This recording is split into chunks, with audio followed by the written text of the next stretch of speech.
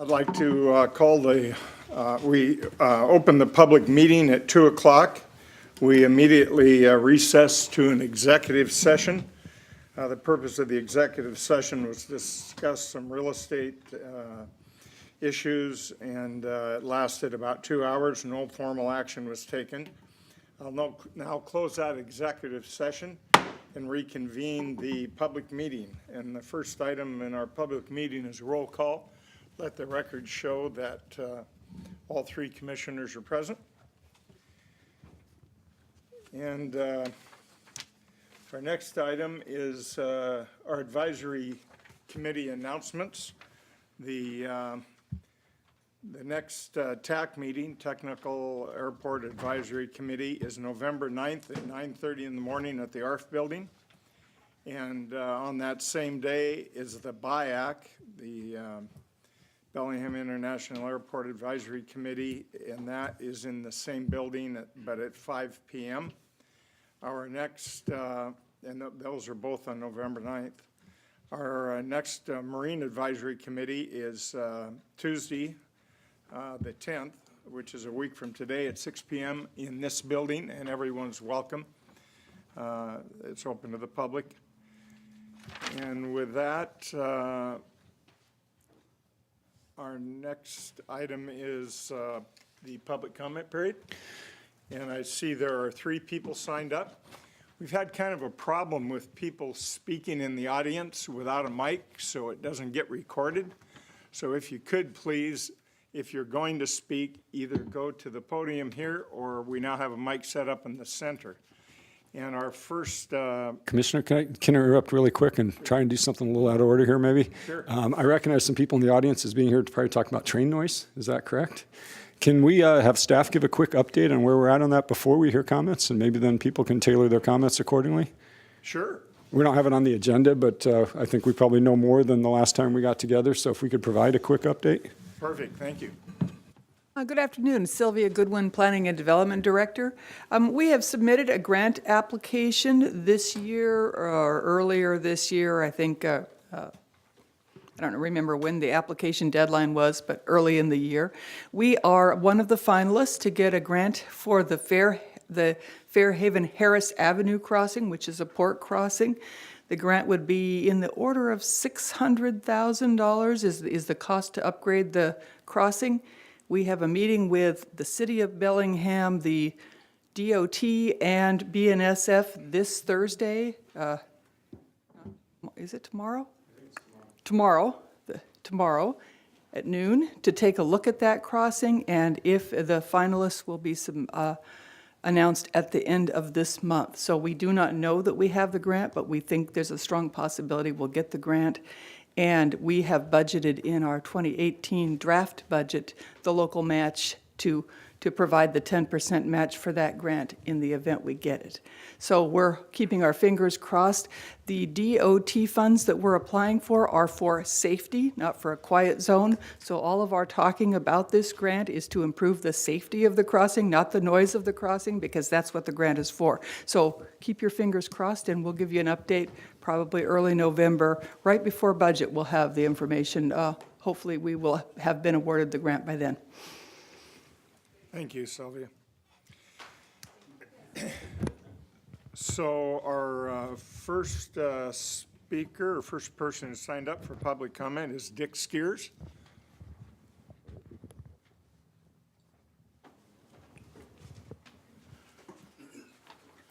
I'm Dick Skiers, live at 472 South State Street, and I ask you to include funding, adequate funding so the entire port property can be silenced, so that the city, I guess it takes everybody to get involved before it can be actuated.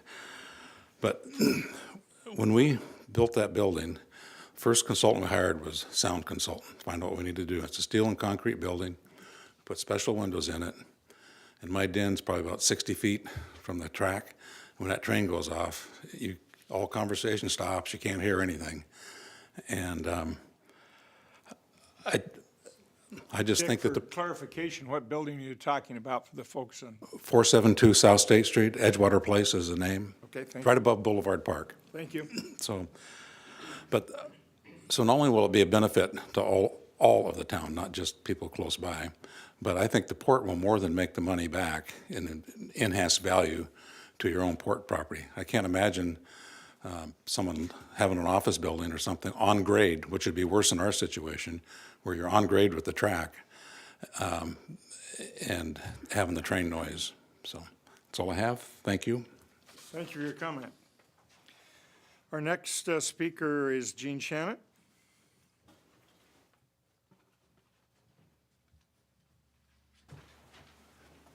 Thank you, Mr. President, Commissioners, and Director Fix. Thanks for a few minutes to talk about H.R. 4867. 1994, the Swift Rail Act was passed that changed the world. It mandated railroads to increase the decibel levels to 110 decibels at 100 feet in front of the railroad light, the headlight of the train. And nothing's been the same ever since. The communities that we know it's all about safety. These crossings are all about safety. The legislation was about safety. The safety upgrades are about everything to do with safety. But the commitment part of that is that those horns are a lot louder than they used to be, and we didn't do anything. It just got louder. So it's imperative, you know, to find ways to make them reduced. And if silence is golden, we need some of that. I'm in the hotel business, and I also have, as Mr. Skiers, I have some residential property too in Fairhaven. And I'm just going to give you a couple notes about what it is to the hotel industry in Fairhaven and Bellingham. And you folks all own the property where the Bellwether sits. And you have the GP site, which is a nice juicy site for a lot of nice things, including residential and possibly hotel development. But here's from TripAdvisor. Bellwether, almost perfect. Lovely hotel, clean, beautiful room, great customer service, and trains coming through all day and night, repeatedly blaring their horns. The desk person offered us earplugs. Next one, nice but noisy, a lovely hotel. This is the Bellwether. Lovely hotel that would be a 5 stars if it weren't for the trains that blow on the tracks every 2 hours. So lack of sleep really dimmed my opinion of the hotel. Next one, beautiful hotel and great setting if you don't want to sleep. I woke up with every train whistle even with earplugs jammed in my ears. I hope you like trains at all hours. We got there and it was really a beautiful property. The staff was friendly and helpful. We were pleased with our room, but we had trains running from midnight to 6 a.m. in the morning. Earplugs couldn't block the noise. Each train seemed longer than the next and felt like it was coming through the room. Choo Choo Choo's a different hotel. So many titles were considered for this comment, but the short version, loud trains. And these are for my own dear property.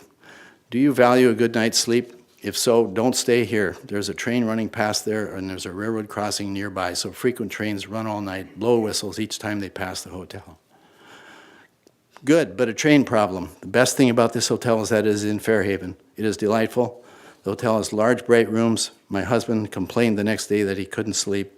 If we ever return to Fairhaven, we'll get a room facing the street, not the harbor. Now, that's dedication that they're willing to come back and stay on the other side. I'm sorry I ran over my time. Thank you very much. Thank you for your comments. Next one, it looks like there's two, Ron and Sharon. Landon.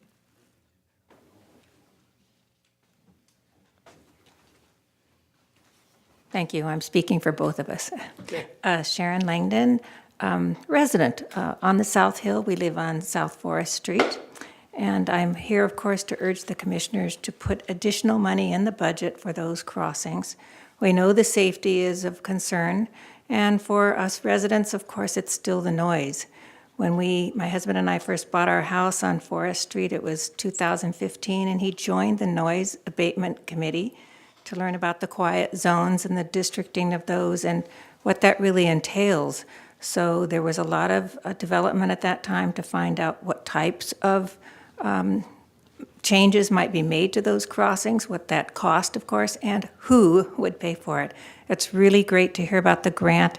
That is one crossing that would really help with the noise abatement. But of course, we hear the 4 whistles before, during, and after it reaches our area. Recently, we've had 2 new people move on either side of our new residents, families on both sides of us, and the first question they asked was, what about the trains? So we said, we're working on it. You know, the city's dedicated to that. The port commissioners are working on it, and we know that they're moving forward. We're particularly concerned about the safety, which of course is first. But second is that noise, and we appreciate every effort that you can do for that because it makes our city so much more worthwhile and people coming to visit and new residents buying houses. Thank you. Thank you for your comments. And our next one is Jane Bright.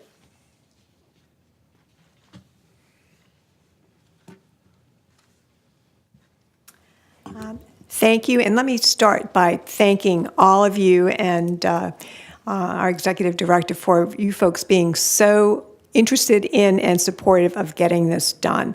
I think you all know that I got involved in this because of the health effects from the noise, both on young children and the elderly, and this, the stress hormones that get released even when you're asleep and you think you're sleeping through it. There's some very, very well-documented health studies about this, never mind the safety issues. So my plea to you today is to go ahead and bite the bullet and fund all 3 crossings for 2018. It's not going to get cheaper as time goes on. And I know that the citizens have worked very hard to look at alternatives. We've done really 3 things. One is we were watching what the Federal Railroad Administration was doing about grants. So as soon as this grant money that you've applied for hit in January and it was announced, we contacted Larson's office and met with him in February to just say the public supports this, we need it. These are shovel-ready projects. Please go for that. We also, as you know, brought, thanks to Gene Shannon, brought the FRA here to Bellingham to look at the actual crossings to see if there are some less expensive ways to achieve those safety standards. And the third thing we did, and frankly failed at, is look at the pass your hat kind of funding, the GoFundMe kinds of things. And what we found were 2 things. One, they're terrific if you want to put a swing set in a playground. They are not designed for infrastructure. And secondly, we did sort of trial balloons in the neighborhood to see how they would go. And a lot of the reaction was, hey, wait a minute. I already pay taxes. I've already made that contribution. So we've tried to look at funding. We've looked at lowering the cost because we know that this is a problem you inherited. You didn't make it. You inherited it. But it needs to be addressed. And I know there's some desire to coordinate this with the city, and I'm getting sort of mixed signals. So let me just read you an email I have from Ted Carlson dated in June. The mayor and the city council continue to support implementation of the quiet zones with the overall approval of the 2018 TIP. The annual funding is intended to address the Bayview Road crossing as well, other crossings throughout the waterfront. In addition, the Laurel Street crossing is fully funded and so forth. We are just beginning the design of the Boulevard Park Road crossing, Bayview Road, and are optimistic that it is still reasonable to expect completion in 2018. However, that will ultimately depend on the agreement with BNSF, since, as you know, BNSF has to do some of the work, and they give the city fits. You have the opportunity to get some synergy if you do all 3 of those crossings at the same time, because BNSF is part of the problem in terms of timing. So I would strongly encourage you to put the funding in for 2018 and just get it done. Thank you so much. Thank you. So that's everyone that signed up. Is there anyone who did not sign up that would like to speak? Come to the podium. Come to the podium, please. Oh, I'm sorry. Oh, there are. Am I out of line? Didn't see it. Good afternoon. My name is Christine McKay, and I'm a resident of South Bellingham. I'd like to thank the Board of Commissioners for this opportunity to address the Fairhaven Quiet Zone upgrade at the Port of Bellingham-owned BNSF Port Crossing, Boulevard Park Pedestrian Crossing, and the Bayview Drive Crossing. Great news about the grant, and I think that's fabulous that you're working towards getting support from other areas besides our tax dollars. I want to urge the Board of Commissioners to provide funding for the necessary equipment and road upgrades for safety and health reasons. With respect to improved safety at railroad crossings, this morning, after a 2-hour internet search, I could find no news or other articles where safety had decreased as a result of implementation of a quiet zone. In fact, all the information I could find pointed to an increase in safety. And additionally, I found numerous articles describing increased commerce in areas previously burdened with excessive train noise. And as a former resident of Southern California, I can personally attest to the increase in renovation and business activity at points along an approximately 50-mile stretch between San Clemente and Fullerton that is now a quiet zone. I'd also like to talk about reduction of noise pollution at Boulevard Park and the Lowell Elementary School. Current Federal Railroad Administration guidelines call for a minimum of 96 up to a maximum volume of 110 decibels for trains approaching public highway rail grade crossings, and I'm sure you all know this. But to put it in perspective, the average person cannot sleep when subjected to 45 decibels of noise. At 120 decibels, the ear registers pain, but hearing damage begins at 85 decibels.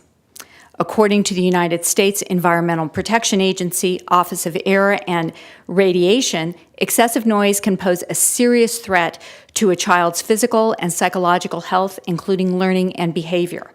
For example, their website states that excessive noise can interfere with speech and language, impair hearing, and impair learning.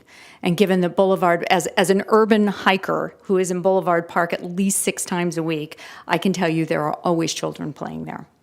And for these reasons, I urge you to fund the quiet zone upgrades. Thank you for your time and consideration of my request. Thank you for your comment. Anita Baldwin?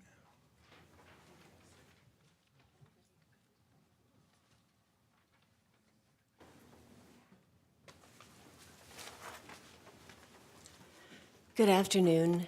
I want to thank you very much for letting us talk here. I just wanted to talk about safety. It's not only for cars and pedestrians at crossings, but it's safety for all of those who are sleep deprived because train horns frequently wake us up and interrupt sleep. The National Highway Traffic Safety Administration conservatively estimates that each year, drowsy driving is responsible for at least 100,000 auto crashes, 71,000 injuries, and 1,550 fatalities. And that's just a conservative estimate. This is in addition to many other negative health effects of sleep deprivation, including decreased performance and alertness, memory and cognitive impairment, injuries on the job, high blood pressure, to name just a few. I hope that you make crossing upgrades a priority in the budget, and so that Bellingham can be a safer and healthier place to live. Thank you. And I also want to thank you for applying for the grant, and I hope that comes through. Thank you. Thank you. And Ray?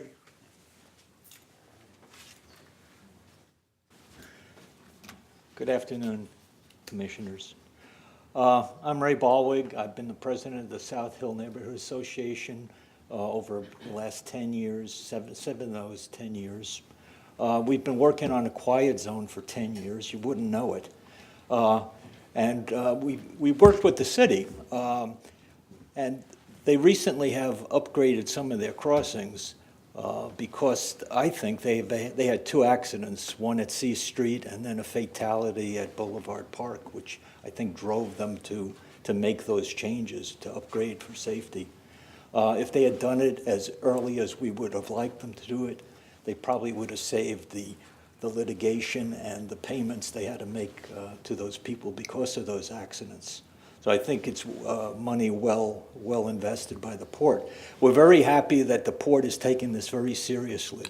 We learned just a year or so ago that the port had 3 crossings. We were completely unaware of that, so we weren't able to lobby and to talk to the commissioners and the port people.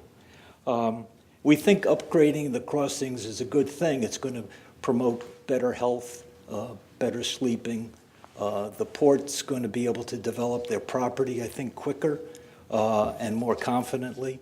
So I think that doing this, especially in this coming year's budget, is really critical, not only for the residents, but for the port and the success of the port. So I hope you include funding all of the crossings this year. Thanks a lot. Thank you, Ray. Next one is Lisa Lee.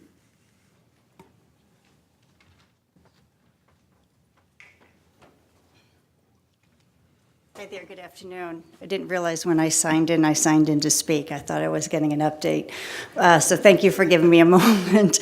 But I wanted to, from my perspective, I moved up here from the Seattle area, was very enamored with the beautiful parks and Boulevard Park. I live above it, and I agree with the sleep and the volume at night, but when I see the children and the volume and damage that I know that it must do every time they have to duck from the volume of the trains, it's heartbreaking to me that they have to endure that in a beautiful park that you have provided these kids.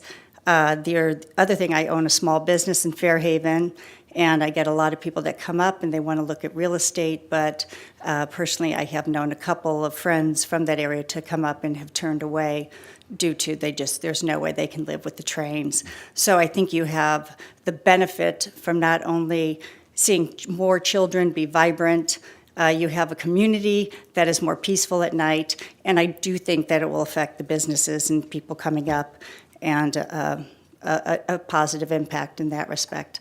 So I hope you please consider it. It is something that will have an enormous effect on all of us. Thank you. Thank you for your comments. That looks like everyone who's signed up. Is there anyone that didn't get a chance to sign up that wants to speak? Very good. Hearing none other, we'll move on to, unless anyone has any remarks, we'll move on to our consent agenda. If you could, please, Diane. A motion to approve consent agenda items A through H. Gentlemen, any discussions on the consent agenda? I had one on the meetings and events C. Okay. I guess I better turn my, okay, can you hear me now? On C, the question I had is, we're bringing rates in line. Is that with our own rates port-wide, or is that with city, or?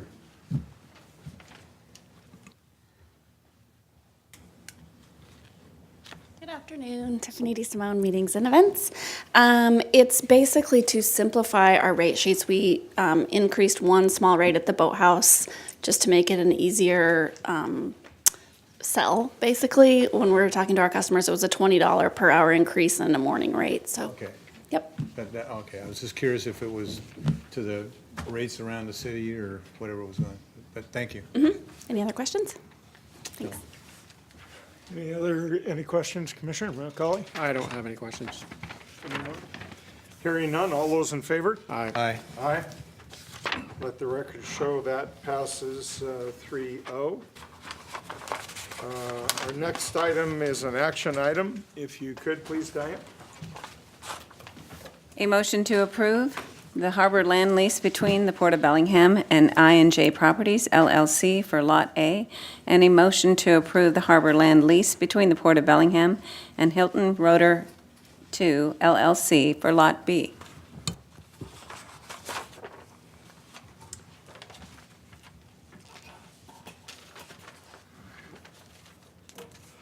Good afternoon, Commissioners. Judy Harvey, Real Estate Representative.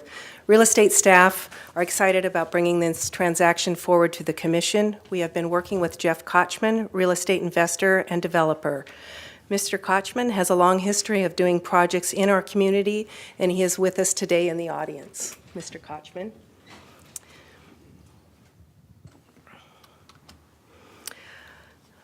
The transaction before the Commission today is 2 new harbor land leases. The first for Lot A with the Rotor Avenue frontage, the second for Lot B on the corner of Rotor and Hilton Avenue. We may have another new harbor land lease pending negotiations and subject to Commission approval on the future Lot J. We're asking you today to consider the new leases for Lots A and B.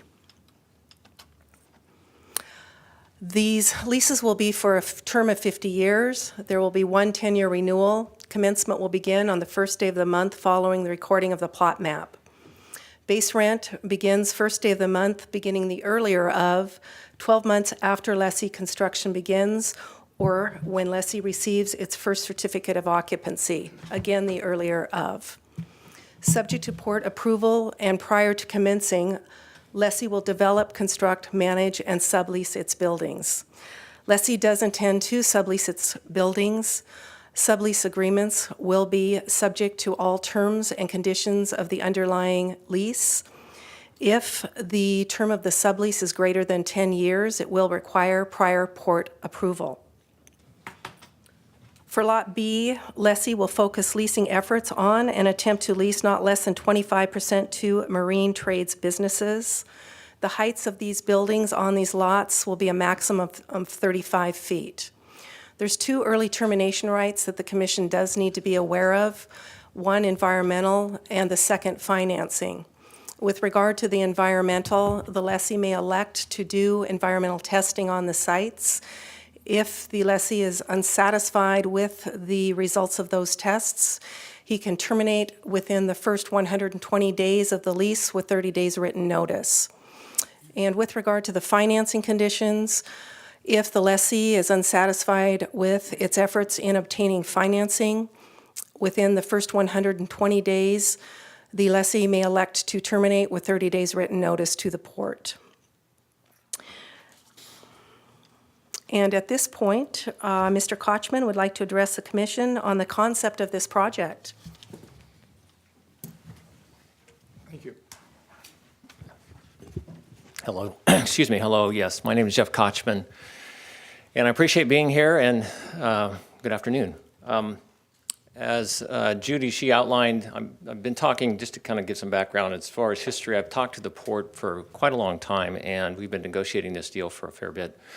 I'm working with staff. A number of different staff have been involved, so it's been a good effort, and I think for the most part we're all on the same page. There's information I'll share with staff and vice versa, and so I've learned a lot about the sites, which conceptually, so with the project themselves, looked at area history. There's a lot of, again, history that I've read about, environmental reports that tell me about what occurred on the sites, that sort of thing. So that's all gone into the idea of what will be here. Obviously, this is a working waterfront, or historically it was. I kept that in mind, the design of the buildings. I want them to be lasting, attractive, provide some quality, and also, I would say, portray an image that suggests, you know, we're doing something in an industrial zoned area that will continue to both provide working jobs, that sort of thing. As far as the project makeup, the types of tenants that would be in here, say office/warehouse, the buildings, where they're designed, they can provide an office in the front part of the space, warehouse in the back. For the most part, they're flexible, so that can grow or shrink on either of those pieces, and that was intentional because, again, just moving forward and looking at the type of tenants that could be here, I like to have flexibility. They're industrial and office type uses, and again, marine related focus. That's definitely something we've talked a lot about, and as Judy said, excuse me, that's something we're really going to focus on with Building B. As we went through here, I have done site planning more than once, probably 5, 6, 7 times, and part of it has to do with the site constraints. If you look here, the launch route for All-American Marine is the hatched area that runs kind of with the arc. You probably know all about that. The other darker line is the shoreline boundary, the 200-foot line. And so as we studied the site, those things were important to keep in mind. Obviously, on the haul route, nothing can be built there. So buildings could not move, even though the lot boundary itself is further towards the bottom part of the slide. You couldn't put a building there because the launch route was in the way. And so ultimately, this is how the sites have evolved to be designed. There's also a sewer line that runs kind of diagonal to the site. You can see where that is. Did look at possibly moving that, but it's pretty deep in the ground. Started looking at costs to move it. It would be hard to do that, basically. And then just from some perspectives, These are some current plans that have evolved. They still have a ways to go, but long and the short of it, this is kind of where things are going. Again, it's been a project that I've been working with the staff for quite a while and look forward to continuing it. Thank you. Thank you, Jeff. Thank you very much, Jeff. This concludes our staff presentation. Real estate staff does make a positive recommendation for this transaction. This is an exciting project for these properties, and we look forward to getting it out of the gate and seeing some activity on Lot A and Lot B. Questions or comments? Gentlemen. Only have one. 50-year lease is a little exceptional for us. It's pretty rare. Can we talk about why a 50-year lease? It's commensurate with the longevity of, or the life expectancy of the building, about 35 years. Plus, it will be of assistance in acquiring financing from Mr. Kochman. Okay, and can, I'm trying to, but I'm not recalling any other 50-year leases we've done recently. Is there a? Most of the times when we're allowing someone to build on our property, we do 50 years. I think the Holiday Inn was at least that, 80 years. 80? The Bellwether buildings were similar at about 80. But yeah, if we're gonna own the building, it would certainly be a shorter term. But when someone else is doing the construction and they're amortizing that building, we give them sufficient time to do that. All right, thank you for that. It's a question that comes up quite often, to me at least. I'm not sure about the other two, but commissioners, but a lot of folks want very, very long leases, and we often say, you're not going to get a very long lease, and why? And the financing is a big component of that, because if you're a lender, you're less willing to finance something on leased property than if Jeff owned the property outright. Okay. All right, thank you. Commissioner Briscoe, any questions? That question was answered, it was one of them, but 25% of the marine trades you spoke to, is that just for one building or both buildings? It's 25? It's for one building on Lot C. Mr. Kochman has been working with a prospective tenant to take the entire building for Lot B.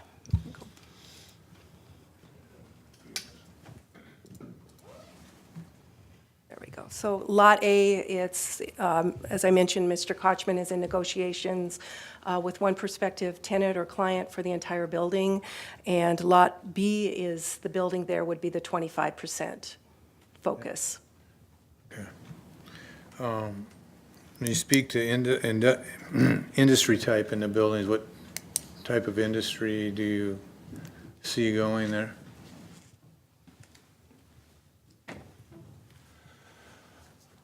I mean, first of all, in the marine trades, my interest is, I mean, if there's a lot of interest, I'd love to make a deal. I mean, it's not a restriction or anything like that. I'm very open. I'm conscious of the market. I'm always, where's the market at?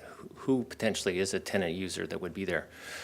As far as other office warehouse, it could be a work, I mean, again, it's hard to pick a specific type of activity, but it could be a business that makes things, and again, they have their front office, might have some component of showroom, but it might just be their business office, and then in the back is where they're making. I own a building over in the Iron Gate area, very similar in concept. I have a welding shop there, I have a lighting distributor, I have an electrician, and I have a winemaker and beer company. So each one of them has a front part of their space that's the office, and then the back part of the space is the warehouse. And again, in designing the buildings, I want them to be flexible enough so they can accommodate that type of use if it comes along. And I don't have anything specifically in mind. Okay, yeah, no, I was just curious if that was a minimum or a maximum, that 25%. It sounds like you're open to, if you had the right people show up, it was all marine trades, it'd be fine. Absolutely, absolutely. Okay, very good, thank you. There's nothing contractually in the lease that it's 25%. It's just, it could be more. It certainly can be. The focus is up to a minimum of 25%. But there is something contractual that it can't be less, right? Can I offer just one final thought? I'm totally okay with this, obviously. As a builder, I see a lot of uninspired designs, and I notice them probably more than most people. So this particular commissioner would be excited if we had something a little more, I'm not saying interesting than what you're showing us, but something that's a little more interesting than the typical product that's out there. And Given the location, I think something a little more iconic or something that is iconic would certainly not hurt this city at all. So just a suggestion. So thanks, Jeff. Just on that, one of the things, because the sites are fairly tight, it pushed us, or pushed me, to build closer to Roeder Avenue. Because it's an industrially zoned area, if you don't set your building back by 20 feet or more, you have to either significantly it's a 20-foot setback with significant landscaping, or if you reduce that, you have to dress up that side of the building so it presents better, because the city doesn't want a back of a building basically to look at on the main frontage. So we definitely took that into mind with the design to make both sides of the buildings attractive, because that was intentional, yes. Anything else? I'll be voting in favor of this. I think it enhances the marine trades, and I think will be a good project. So, hearing none other, all those in favor? Aye. Aye. Aye. Thank you. Let the record show that passes 3-0. And our next item, item 2, if you could please, Diane. A motion to authorize the Port's Executive Director to execute the 2017-2018 Washington State Department of Commerce Associate Development Organization, or ADO, grant contract. Thank you, Diane. Good afternoon, Commissioners. John Michener, Economic Development Specialist with the Port of Bellingham. We're coming to you a little bit later than normal for the approval of this grant due to the legislative situation we had in Olympia this year. And another small difference to this one will be that this is a one-year, July 2017 to June 2018 grant. Typically, they're 2 years.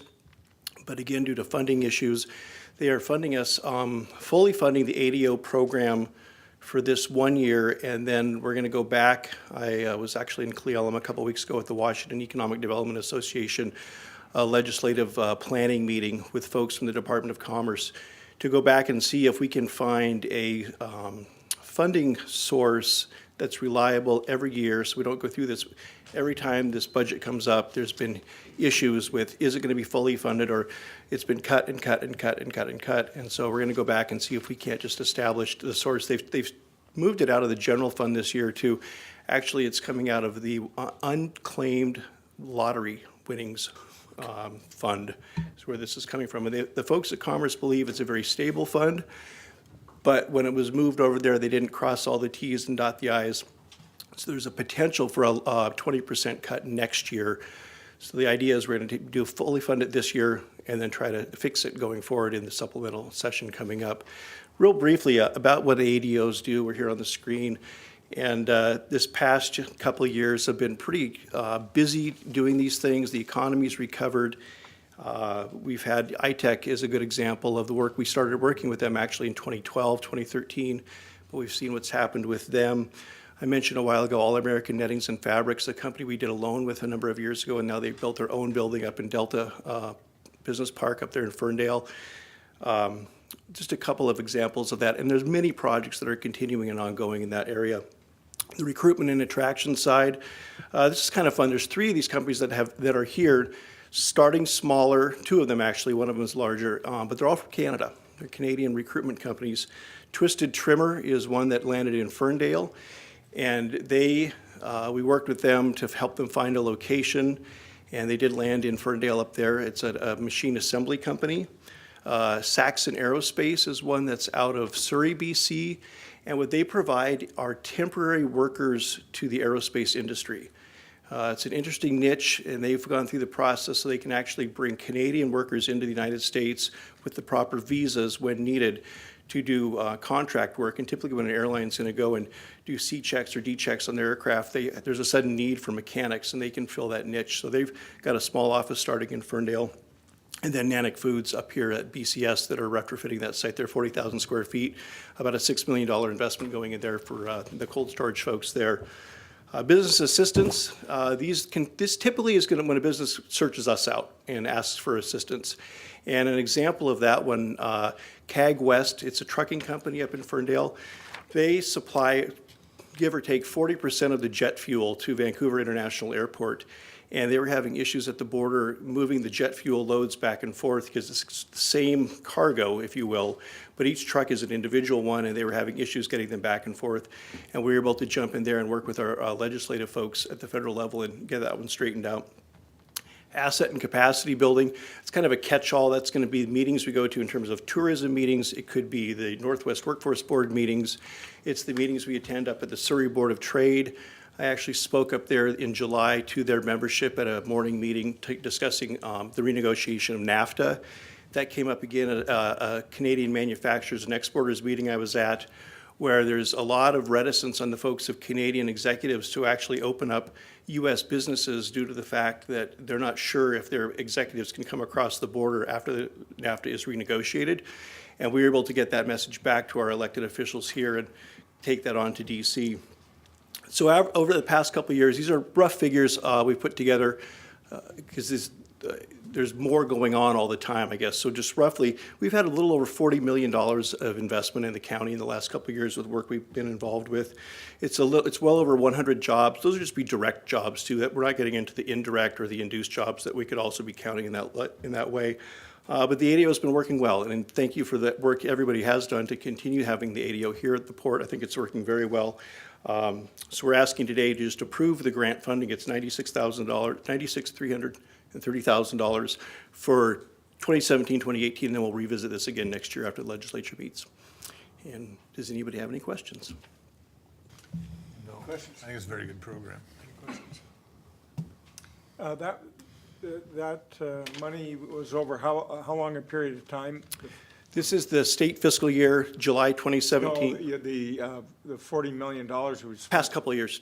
in 2 years. Well, the big chunk of that was the preferred freezer project that went in up in Linden, and that was 2015. And then they've actually added on an additional 147,000 square feet since then. And that number's not in here. They haven't given me the number for that one yet. The reason I ask that, the county folks are always asking, what are you doing, what's the port doing for me? And if in 2 years, $40 million, that's Something. Sure. Okay, hearing none, all those in favor? Aye. Aye. Thank you. Thank you. Let the record show that passes 3-0. Action item number 3. If you could, please, Diane. Authorize the executive director to execute a development-ready certificate between the Port of Bellingham and the City of Bellingham for the Granary Avenue and Laurel Street project, pending no substantive changes to the draft exhibits. Thank you, Diane. Good afternoon, Commissioners. Brian Gowron, Director of Environmental Programs. This is an action item that is related to the ongoing work in the Waterfront District, which we've provided updates to the Commission on a number of times. But this is specifically to the Granary Avenue, the city's Granary Avenue and Laurel Street project. It's kind of a new one that we have not brought before the Commission previously, so I'm going to go probably a little bit more detail than I would in a normal presentation on a small action item like this. But this is specifically to address contamination, potential contamination-related issues with the Granary Avenue and Laurel Street right-of-ways. So when we entered into the interlocal agreement in 2013 with the City of Bellingham, we had a series of trigger actions that would implement infrastructure. And at the time, we weren't done with all the cleanup projects at that time, and the city needed to know that they would have confidence that they could build the infrastructure while before the cleanup projects were done.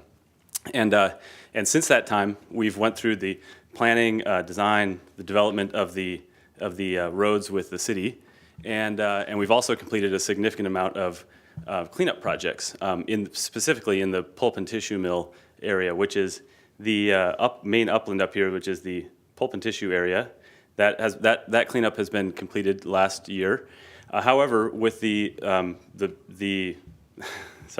two cleanup projects, we also have the chlor-alkali facility, which is primarily where the mercury contamination has been known to be present. We are working on a feasibility study with the Department of Ecology at this time, but we have not come to a final cleanup decision. So where this yellow boxed area is the portion of Granary Avenue and Laurel Street that crosses through the chlor-alkali remedial action unit. The remainder of the project is actually in the pulp and tissue mill, and that has been completed. The cleanup is done, and the facility trigger with the city of Bellingham has been completed. However, this yellow boxed area, we're still working on the cleanup decision at this point. So this development ready certificate certifies from the Port of Bellingham to the City of Bellingham that this area is ready for development and the implementation of that road infrastructure. That project has been worked closely with the Department of Ecology, so we're very confident that this area does not require any additional cleanup actions. And so with this development ready certificate, we've stated that this is ready for implementation of the roads and infrastructure, and that's what this development certificate certifies. And with that, I'd be happy to answer any questions. Any questions, commissioners? Basically, what you've said is this erases the yellow box area and we're good to go. Thank you. Yes, thank you. Okay. We should have. Thank you, Brian. Yeah. Very informative. Thank Sorry, you. I got a little turned around there for a second. Very good, thank you. So if you don't have a cleanup plan in place for this particular spot, how do you know you don't have to clean it up? Yeah, it's a great question. We've actually been working with the Department of Ecology on a feasibility study for the chlor-alkali facility, or remedial action unit, which is the section in yellow there. That is about ready to go out for public review and comment, so we've been working on that for a number of years. The majority of that complexity with that site is down in the southern portion where the elemental mercury is located. So we have confidence. We've also run this project through the Department of Ecology. We've worked closely with the city and ecology on their concept for this road, and everybody's comfortable that this area is not going to require any active remediation. If in the future, following some design and engineering, we do encounter contamination that was unexpected, then we'd be working under our typical agreements with the Department of Ecology, where we'd be responsible for that and we would restore any infrastructure that we damaged due to that. So notwithstanding the big elephant here, which is we have not modified the sub-area plan, in order to do this, the Department of Ecology is going to have to sign off on a, what's the term they use, when there's no plan for it, but you got to move forward. Right. Excuse me. So that would be typically an interim action. Yes, interim action. However, since this does not require any actual cleanup work, so that we know where the contamination is in and around this area, there actually isn't any known contamination in this yellow box. So we've confidence that there's not any actual remediation that needs to be completed. So they've reviewed this plan, said, yeah, it looks good. We know that we're comfortable that there's nothing in this area that would require cleanup. So we can go ahead and proceed just as a typical infrastructure project. If in other areas, if, for example, we were in a different part of the site where there was a cleanup that needed to be done in conjunction, then we would do those as an interim action. Is this the same process as we went through with the granary building then? It's similar, however, with the granary building, since this is part of the interlocal agreement with the city, Harcourt Developments was working on the granary building. So we actually moved that project over into Harcourt's hands and had also then completed the cleanup project right about the same time. So we were comfortable and confident that there was no additional work that had to be done there. So this is very specific to the interlocal agreement with the city.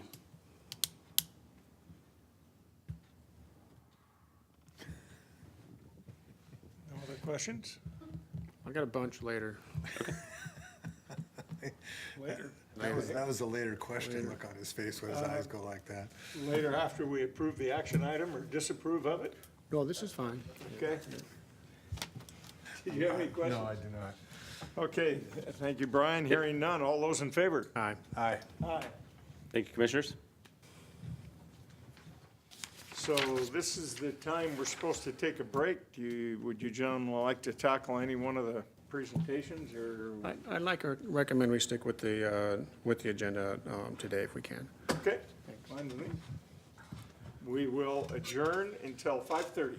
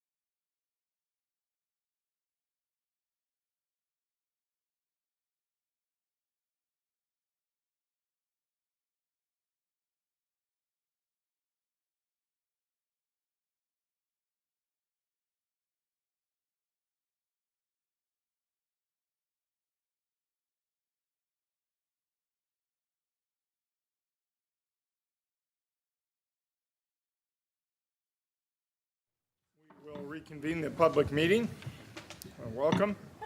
And we have 6 people who have signed up for public comment. The first one, Greg Hoffenbecker. Please go to either mic.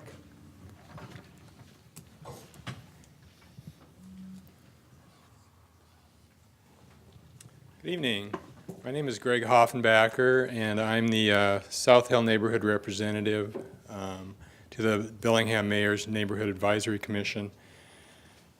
And I just wanted to speak quickly on community health and safety concerns. The South Hill neighborhood strongly supports upgrading the Harris Avenue and the Ferry Access Road railroad crossings in Fairhaven to modern safety standards and fully funding the project in the 2018 budget.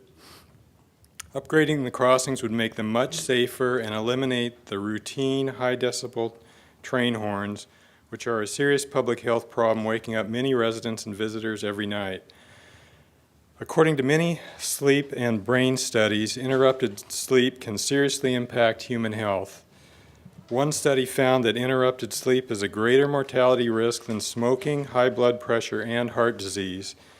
Interrupted sleep impacts attention, memory, mood, quantitative skills, logical reasoning, and even motor dexterity. Another study showed that sleep-deprived students scored lower on tests and found the effect comparable to children who are lacking basic nutrition. There are also serious impacts to community safety. Sleep loss is a big public safety hazard every day on the road. Drowsiness can slow reaction time as much as driving drunk. Sleep deprivation was a factor in some of the biggest disasters in history: the 1979 nuclear accident at 3 Mile Island, the Exxon Valdez oil spill, the 1986 nuclear meltdown of Chernobyl, among others. The Federal Railway Administration estimates that vehicles and trains collide every 67 minutes. Cars going around gates, similar to the gates in Fairhaven, are a major cause of railroad-related fatalities nationwide. Such an accident at a Bellingham crossing involving an oil train could cause a devastating explosion and many fatalities, especially if it happened during ski-to-sea or ferry loading. By law, the train horns are much louder than they used to be, and every year the number of trains increases and the cost to upgrade the crossings goes up. Let's be efficient and proactive before a devastating accident occurs and get this important work funded in the 2018 budget. Thank you. Thank you for your comments, Greg. Our next person is John McKenzie. Yeah, I just have a question. Given that there's been, since the ruling of the noise, the quiet zone came into effect, there's been 388 approvals of quiet zones across the country, plus 129 in Texas. That includes the 9 that are in Washington State. And so my question is, given this number of approvals, what confidence level do you have that there is existing, or still is, federal grant money available to help us with the 2 crossings, the 2 expensive ones that are in port property? I think we're very confident. That's good news. Thank you. Thank you, John. Madeline Grossman.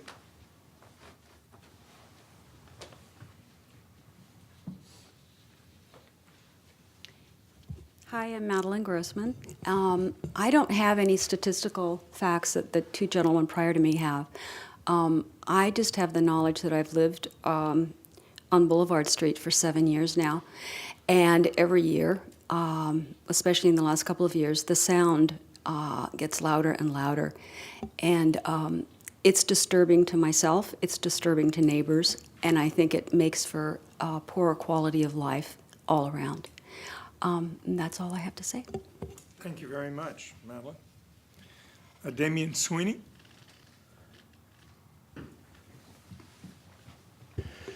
I'm Damon Sweeney. Sunday, I was at the top of the observation tower on Seaholm Hill, just when one of the trains crossed and heard the horns. And we would have had to raise our voices because it was loud enough to interfere with conversation up there. I was awakened twice last night by the horns crossing in Fairhaven.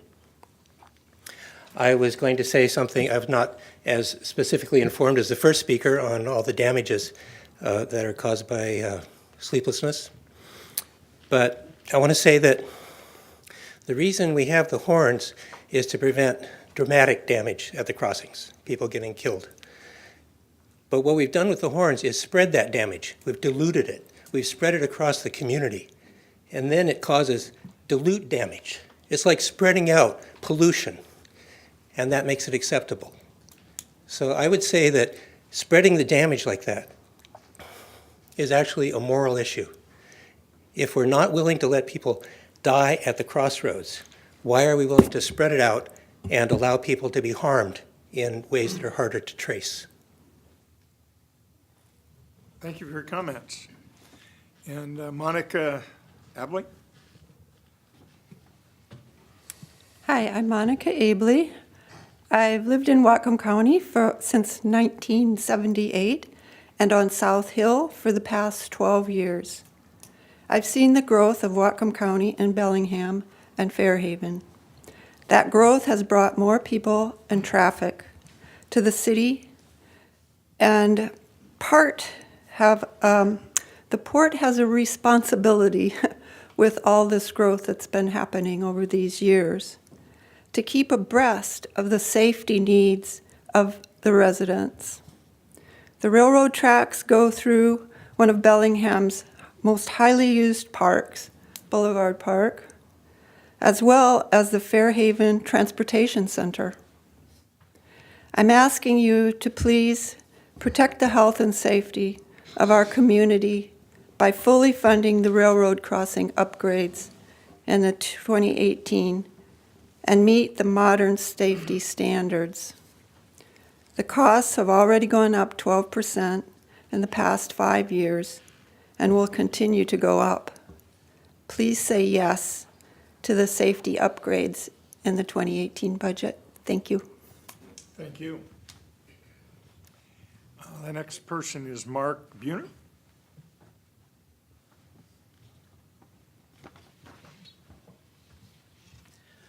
Hello, Mark Buer. I'm the owner and director of 2020 Engineering. We're currently under contract with Harcourt, helping them with some of the waterfront projects, including the granary. I'm also a transportation commissioner of the city of Bellingham, and I wanted to just sidetrack a little bit to the train issue, because I think that's one of the horns and stuff down there. My experience as being on the waterfront is one of the detriment rights now to really seeing that waterfront move forward. And just as an example of an issue with sleep, one of our newer engineers moved up to the new apartments up there on Railroad Avenue a few months back, and basically he couldn't sleep and he did not perform and he couldn't stay on our job. And so that was really sad, because he's probably the best engineer I've had. And so I know firsthand experience, those train whistles are really loud right now, and we need to do something about that.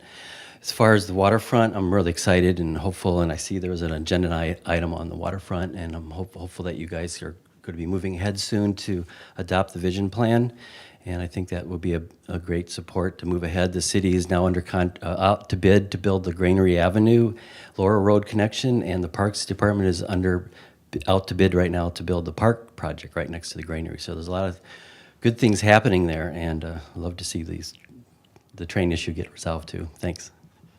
Thank you for your comments. That's all who have signed up. Is there someone that got here late that didn't get a chance to sign up that wants to speak? Okay, seeing none, we'll move on to our next presentation on the strategic budget.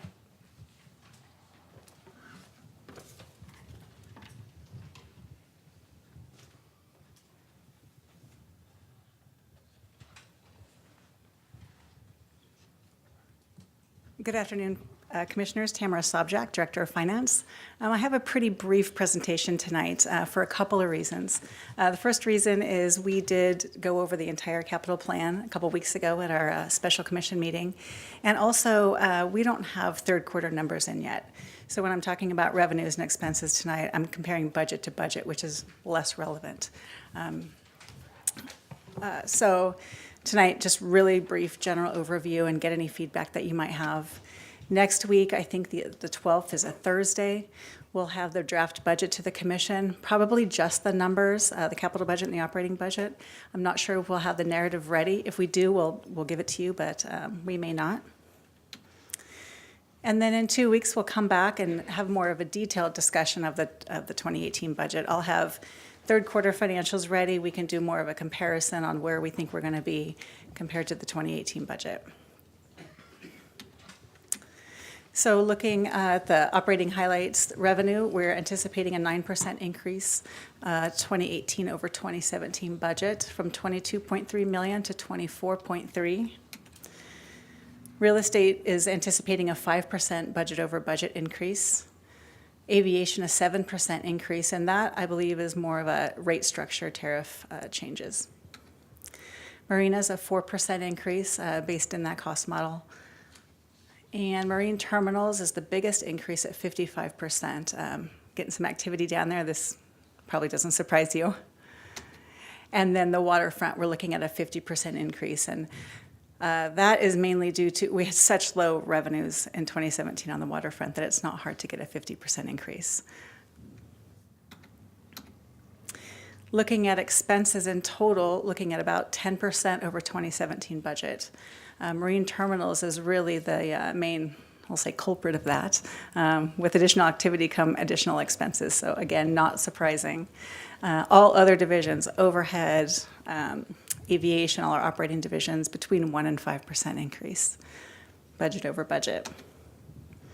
And then looking at the environmental cleanup, we're anticipating spending just under $9 million on cleanup projects in 2018. And then offsets almost $6 million with grant money, insurance, and other potentially liable parties. So looking at just over $3 million net cost to the port for those cleanups. Tax revenues. So in 2017, current year, we're anticipating bringing in about $7.1 million. Looking at the assessed value over the county, that translates to a rate of about, well, not about, it translates to 0.2622 per thousand. Fast forward to 2018, we're assuming we're going to increase the tax base by 1%, same as we did the current year. We'll tax new construction. I anticipate assessed values will continue to increase. Last year was over a 6% increase, the year before was 4%. So if you calculate that, 1% increase of 7.1 is about $7.25 million. Assessed value, I just took 4% increase, and that would calculate to a rate next year of 0.2591 per thousand in value.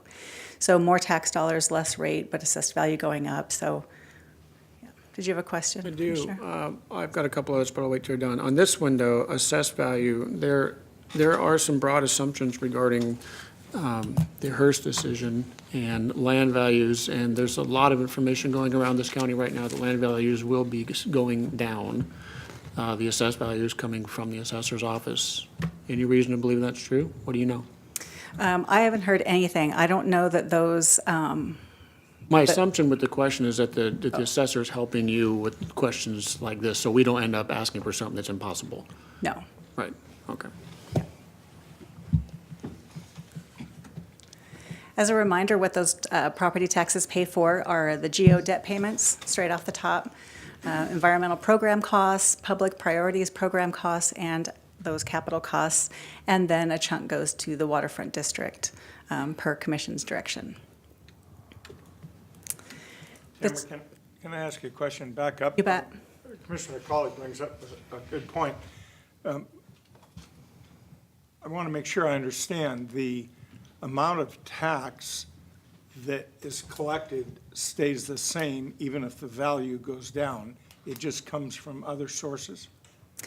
So we can ask for a dollar amount, not a rate, and we are allowed to ask for 1% more than we did the prior year. So if I take the 7.1, add my 1%.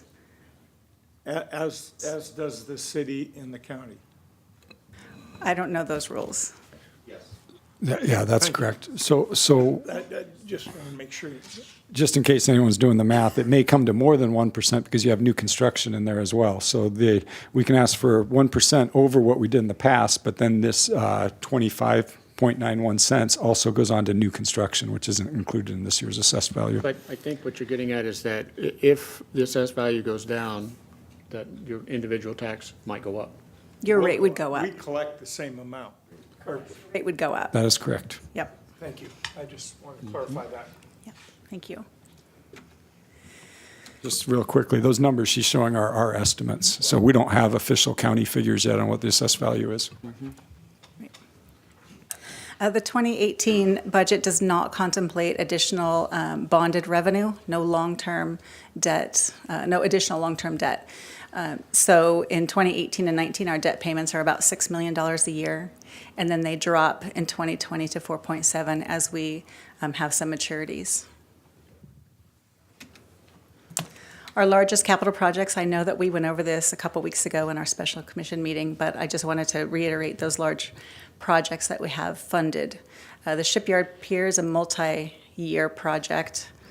Through 2019, we expect to spend $11.7 million or thereabout, and we've secured MOTCA funding of, actually it's $4.4 million. That's a typo on the slide. The shipping terminal, we are budgeted $2.7 million to upgrade the power. The demo and relocate of Blaine Webb House 1, this was on the unfunded list at our last meeting, but we heard that that commission would like to see this funded. So we found a way to get this on the funded list. I just would like to mention one thing, that this hasn't been completely vetted out. We have a design charrette, I believe, scheduled for next month, and we'll find out what the actual needs are. But in the meantime, we've got a placeholder for this. Construct Seaview North building of $2.4 million. Purchase of some large equipment at the shipping terminal. I just lumped those together. It's the conveyors, the hoppers, the cranes of $3.2 million. We have franchise utilities at the waterfront of almost $1.5 million. We've got the Harris Avenue Railroad crossing at $688,000. So that's in the funded budget, but there's also that grant component that is in our budget. So the net to the port, we have budgeted about $88,000. And then, so if all shakes out like I'm saying it will, we'll begin the next year with about $22.7 million in cash. We'll add 47.3, this is all in, property sales, taxes, PFCs, revenue, everything. Uses of cash, 58.4, again, all in, debt payments, environmental cleanup, expenses, capital projects, leaving us with a projected ending cash of just over $11.5 million. But don't forget, we need to reserve almost $10 million for those emergencies and debt, legally required debt reserve, leaving us with a projected ending available cash of 1.7. So what's not in those numbers? Just to reiterate, these are the unfunded capital projects over $1 million. There was quite a list. I didn't want to list the entire list, but these are the large ones. $5 million for the core and shell at the alcohol plant building. Another almost $5 million to upgrade power at gates 8 and 9 at Squalica. $4 million for a harbor crane at the shipping terminal. Over $3.5 million for the Blaine bulkhead repairs. $3 million for the C Street Terminal Phase 2 construction. Almost another $3 million to upgrade the rail span and stub pier. The airport industrial area wetland mitigation for 1.7. We have almost $1.5 million on the unfunded list to acquire the Foothills property.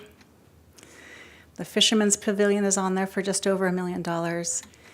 And finally, the airport trail for $1 million. And those are all unfunded. I was feeling really good till this page showed. I know. I saved the best for last. Okay, so where do we go from here? So again, we'll get that budget to you next week. I'll come back in 2 weeks and have more of a detailed update for you. October 23rd, we'll have the budget available on the website for the public to review. And then we'll have a public hearing at the commission meeting on November 7th. And then we'll also do a second public hearing on the 21st and then ask for the commission's approval of the final budget. And then we have a legal deadline to file the budget with the county treasurer on December 4th. So any questions? Let's see you pull that one off. Trying to think outside the box. It's good. Need a little tree over there growing with the dollar bill hanging on Little it. money tree. Thank you, Tamara. Any questions, gentlemen? No. A couple, and then some conversation with Dan and Bobby. So BWAS 50% increase, is that an expectation of tenants in the tissue warehouse? No, there's no speculative revenue in the tissue warehouse. I believe that's the landings at Colony Wharf, the new lease, and then the property we just acquired from the city. Okay. Last year, for the first time since I've been here, we asked for a 1% increase, which worked out to less than 70,000 a year. Is that correct? There was a refund, something tricky with the county, I didn't fully understand, but a refund on the value. Some property was overvalued, and so they refunded that. So the intent of that request from the taxpayers was to cover the cost of the public records person that we've hired full-time, and then all the duties that she has. Is there any reason that we should think about doing that again? Is she funded well enough? Well, we've included the 1% again this year. And the reason is we have a lot of public purpose stuff that taxes cover that we want to get to. You saw the unfunded project, and although it only generates 60-something a year, after 10 years, you got 600,000. So we wanted to start nipping away at that unfunded list and thought we could help get there with the 1%. Obviously, it's a commission decision. Okay, thanks for that. I know we haven't talked about that specifically yet. Can you go back to your unfunded list, please? Okay, so the top one would seem to not be a huge challenge because there's a way to fund that. Squalicum upgrades, a challenge, the harbor crane. Chris, I love you, but I'm not feeling that that's going to happen. The bulkhead repairs, how critical are those? I think some of them are getting fairly critical. Adam might want to comment a little further, but I think there's ways of shoring them up. And I think the biggest deal is we're waiting on a cleanup plan for those properties, and we don't want to put in new bulkheads and then rip them out to do the cleanup. All right, and C Street Terminal, is that Brian? The phase 2? Yeah, that's a stormwater. Yeah.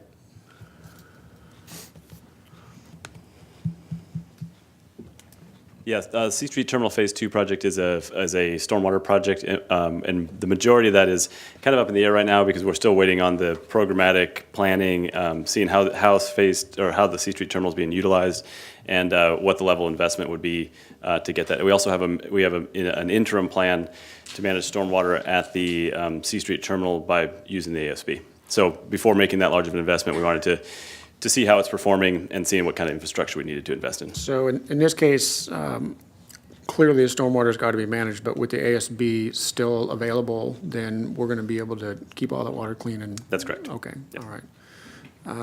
Rail span and stub here, is any more activity in that conversation with the user there? I think we're waiting to hear from our customer on that, so we're not sure we're going to have a go or not. The customer's waiting to win a bid. Would you know next year? Yes, we'll know within 2 weeks, I believe. Okay. Yeah. The wetland mitigation, can you just go over that real quick, what that's for? Sylvia? Sylvia Goodwin, Planning Director. That is for the Phase 2 of the Slater Road off-site wetland mitigation, which was for airport properties, and the 1.7 million would fund the mitigation. We've put it on unfunded because at this point, with the airport demand being down, we don't have the demand for those additional hangars along the runway. So The areas that would not be mitigated are the areas that we presently don't need. The core permit expires in 2020, so you still have 2 years to change your mind and add that. We may also be able to get a 1-year extension on that permit up to 2021. So if the economy improves, we have a sudden demand, we can put this back on the budget in the next couple of years, and otherwise the permit will expire. Is there any reason why the Corps wouldn't give you an unlimited date on that? The work isn't really going to change, right? The work isn't going to change. I did talk to Randall Perry at the Corps, and he said that he could give us 1 year, and that after that, we might need to reapply, partly because our wetland delineation was based on 1998. Our mitigation was based on old rules, and at some point, they need to expire, and we need to start over. So we'll keep working on that, and if it looks like we're going to need it, we'll apply for the extension, and we can always ask for 5 years. If we get 1 year, we can ask for 1 more year. It would seem like it wouldn't be a huge adjustment, though. Am I guessing am I wrong? It shouldn't be. And we've also, actually, we just did a good wetland field trip today. We've also looked at a number of other users that might be able to use that second phase of our wetland area. The Bakerview interchange, we've been talking to the Department of Transportation. There's a big wetland in the middle of that interchange over by Costco that they want to build. If so, maybe we could sell a portion of that mitigation credit to the state. It just came to my attention that the jail site that the county wants to build has a lot of wetlands. Maybe we could sell part of our wetland mitigation to the county. I mean, there's opportunities. We just have to keep our eyes open and keep working on it. If we don't have a demand for it, we can't justify spending the 1.7, but maybe we can still get some value out of that. Thank you for that. Thank you. Fisherman's Pavilion, I think that's still definitely on a wish list. Airport Trail, did we not agree that 1 million seemed excessive? Yeah, I think we're waiting on the airport trail as the airport master plan to be completed, so we can get that trail in there and approved by the FAA, but then there'll be several steps to it. I don't think the first effort needs to be $1 million. It can be substantially less. On the Fisherman's Pavilion, and there's been some talk about fundraising for that, and some private parties want to do that, and I would encourage them to do that. And if they can come up with the funds, we'll take it off the unfunded list. Fantastic. All right. So the Foothills property, and Commissioner Briscoe, you asked me about this a couple of weeks ago at our meeting, and I would like to, instead of focusing just specifically on a piece of property right there, although I think that's got to stay on the table, I would like to move that into our funded list, but I would like to do it through through our new economic development division. So there's some funding that they can focus toward an effort in the East County. And of course, everybody's been hearing me talk about biomass out there, and there's certainly a lot of biomass in the county that's available. But I think it's been a little bit challenging for folks to sort of connect with a specific use or a specific user or a specific tenant. But I think it would be reasonable to continue the efforts. And we can pay for that, and we can take it off our unfunded list by doing two things. One, I would like to move our crossings, the railroad crossings, into all 3 crossings into 2018, and as well as this Foothills project. And we do it by moving it's line item 160. It's Shirley, it's your Seaview North building. So that Seaview North building, line item 160, I think it's 2.4 million. Is that the number? All right. So I don't know how long, 2 or 3 years ago, I talked with Rob about this, and I have this concept in my head about building buildings for port tenants. And there's got to be a way to draw a line where you say, I want to build this one, I don't want to build that one, but it's got to be reasonable. And at the time, I thought the best way to do it to be reasonable is you have an endowment, essentially. And if there's money in the endowment, then and you can afford to do it, you do it. And if there's no money, you don't. So what I'd like to do is I'd like to take that 2.4 million, put these 2 projects in our funded list, and move that building into a 2019 project, and we pay for it with sales on the GP waterfront. That way, we have one land use over here that's funding another land use over there, and we don't suffer in other areas where we have a more critical need. Whereas it would be nice if we could build buildings for everybody that asked, but I don't think that's at the top of my priority list when we don't have plenty of money to go around. But if we have a land sale over in the downtown waterfront, then we can easily fund a building like that for the tenant, because I think it's an important thing for us to do, but it gets back to my point about sort of having the money in an endowment sort of a fashion. So if, with your indulgence, I'd like to ask the staff to take a look at that. What's that mean to the budget? And so, but I clearly it's almost a one-for-one exchange, but I definitely would like to see if we can do that. The effect is greater than the numbers you're seeing here, because the two items you're mentioning, the railroads and the Foothills property, aren't going to generate revenue right away, whereas the Seaview will. So we will take a look at that, get it. Yep. Yeah, I definitely want, because you're not getting a rate of return on either one of those things. Right. Not, especially with any effort out in the east end of the county.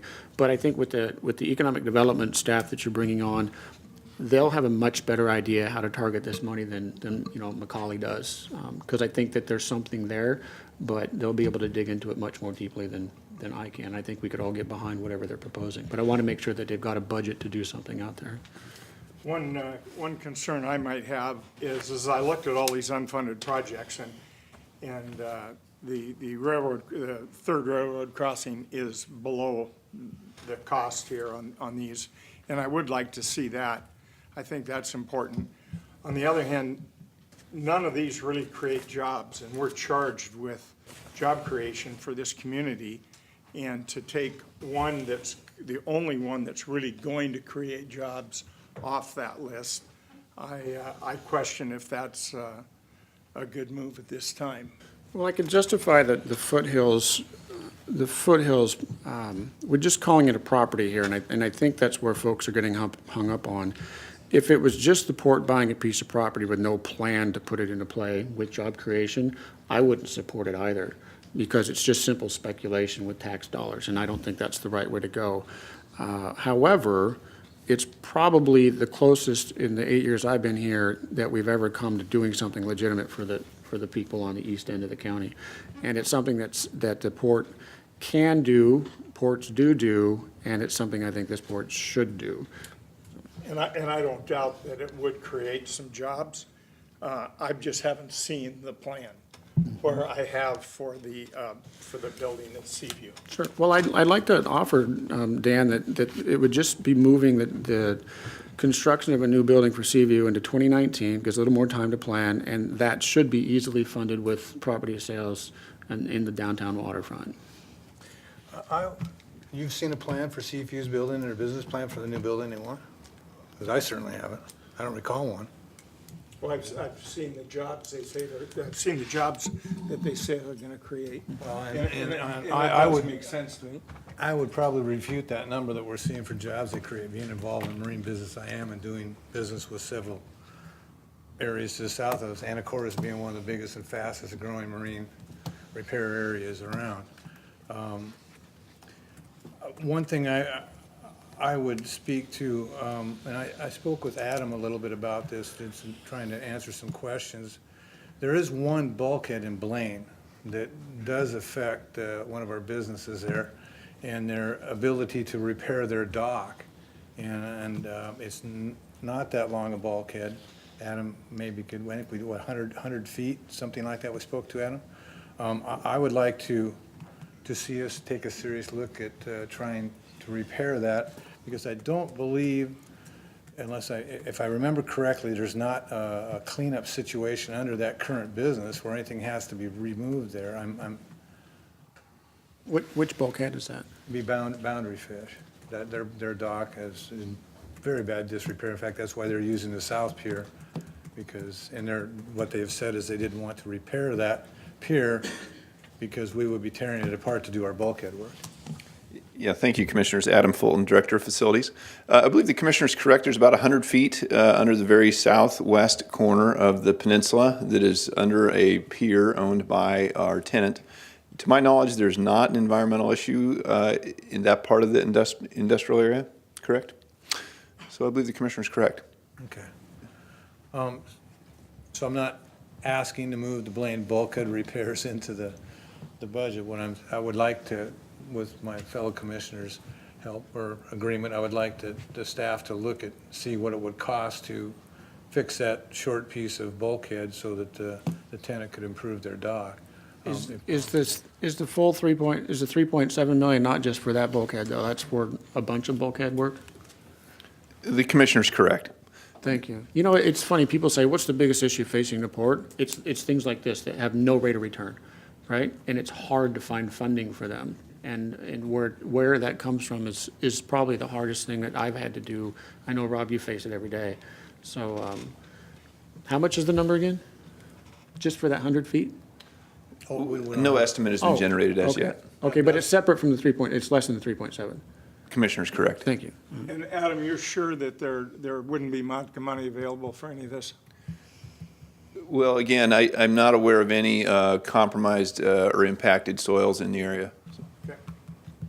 So I would like to at least ask staff to see what it would cost, so we had some kind of idea what we're faced with there. And to what Commissioner McCauley said about moving one building out, the Seaview Building North out to 2019, and moving the other items around, I would agree with that. Can you pull up it's nice, I mean, this is my last budget, obviously, but it's nice to be able to focus on Blaine for the first time in a long time. Can you pull up an image of what we're talking about, please? Thank you. I don't know how you figured out that web blocker thing either, but that was genius for Blaine. I still have to review that with you all, but we can do that on an individual basis. Okay.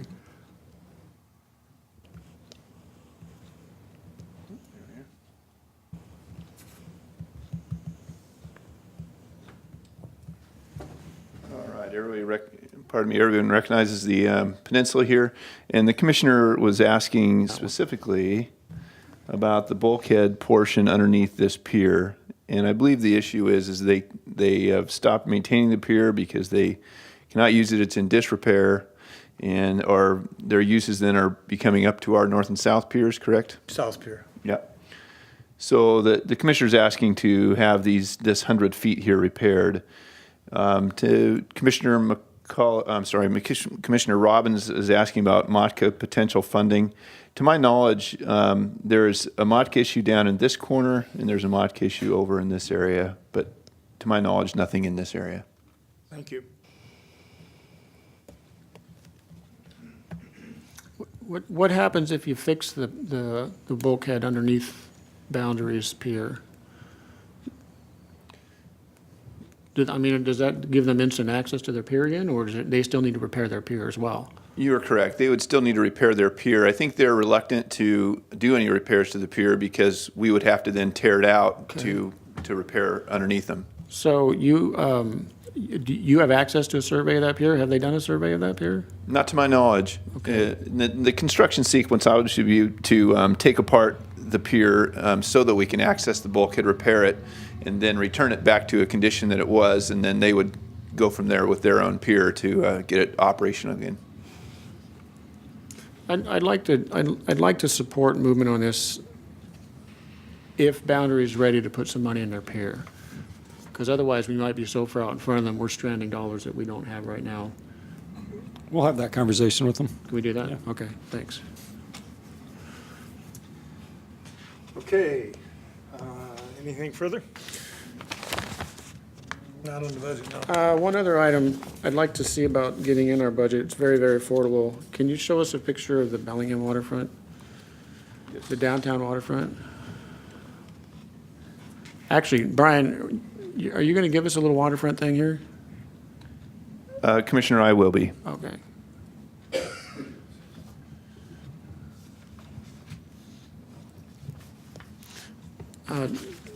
Can you draw from, just roughly, please, can you draw from behind the granary building where the expected, I don't know if it's got a name, the Serpentine Park would go from Granary Avenue to Laurel Avenue? So the current plan is it should follow the railroad tracks. So just go from Just go from roughly. the park. Yeah. Yeah, there you go. Okay, with the, not that far. No, stop at Laurel. That's okay. That's okay. All right. Whoa, horse. Yeah. Well, we'll talk about the other half too.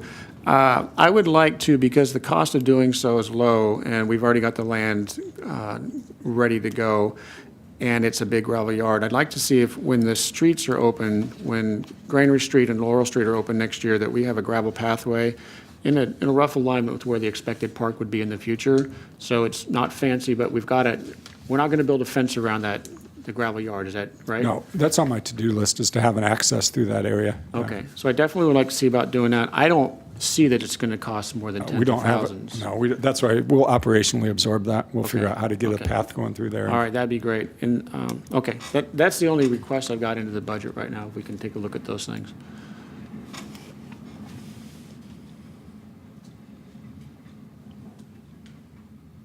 Thank you. Okay.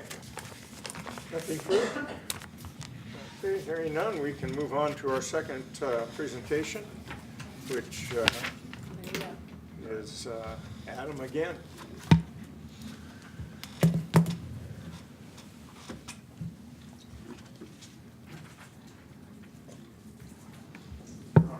Commissioners, Adam Fulton, Director of Facilities. Not looking for any action this evening. However, just want to update the commission and more or less get a nod that we're moving in the right direction. We will be seeking formal direction from the commission at our next meeting, October 17th. The City of Bellingham has gone out for bid for the streets, Granary Avenue and Laurel Street, and they've received those bids actually 2 weeks ago. They had 7 bidders, ranging bids from $8.7 million to $12.1 million. Their engineer's estimate was around 10.7, so they seem to have very competitive bids. It looks to be awarded to Ram Construction, local contractor. Their bid was divided into 6 segments, schedules A through F, and per the terms of the interlocal agreement, 3 of those schedules, C, D, and E, are attributable to us. And they are as follows. They're summarized here as follows. You can see the actual bid schedules here. That's Schedule C, Schedule D, and Schedule E. But those red boxes you see are simply summarized here in this slide. So we are looking to get just a nod from the commission that, in fact, we do want the city to award Schedule C, D, and E. You can see what they do. The Schedule C provides casings underneath the railroad. The casings are basically 42-inch diameter pipes that the rest of the utilities go through and underneath the railroad. Schedule D are the utilities, such as the sewer and the water, that are underneath the road. We want to stub those out to the properties.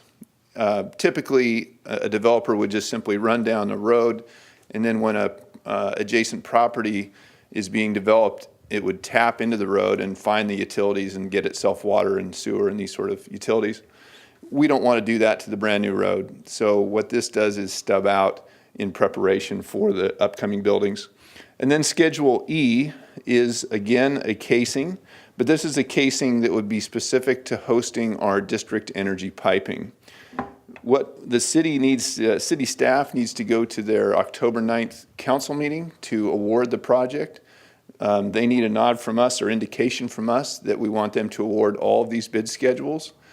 That indication from us is not an obligation or a commitment. We get our bids back for the district energy piping later this week, and the commission will see the results of that with a staff recommendation at the next meeting. If the commission decides to get away from the district energy concept, we can withdraw Schedule E from the city's bid and it will not be awarded. So we are looking for formal direction then. Tonight is just, again, an update on where those projects are at and a nod that we're proceeding in a direction the commission is comfortable with. Are these in the budget? They are. If we're going to have a separate cost with district energy, why is there $59,000 in this one? I'm sorry. We have district energy that we're looking at. All right, we're going to have some separate costs associated with those. Why is there $59,000 in this? Oh, great question. Because the city will be putting in those casings. We are contracting directly to have the district energy piping installed. We're not contracting to do the casing. The reason is because they're going to have a casing contractor up here to do the other the utility casing. So it just made sense for them to put in for us. just as an economical. What is the utility casing? What's the difference? They're the same. They're exactly the same. We just partitioned this one out as the district energy one. We're paying for all of them because we're the land developer. We're paying for PSE and the gas and phone and everybody else to go through those. Is the question, what's the difference between the casings and the pipes? Yes, let's go there. Oh, thank you. Yeah, the casing is simply a protective hosting. So you're gonna dig a large pit on one side of the railroad. You're gonna drive a 42-inch casing underneath the railroad, and then through those casings are where you can pass utilities, such as pipes and everything. So that's the 59,000? You are correct. So in summary, 59,000 gives us the ability to take district energy underneath the railroad. The director is correct. Okay, thank you. All right. And this casing is just a large 42-inch pipe, basically. Commissioner is correct. Well, I'm just, is it this way or this way? Or? Yeah.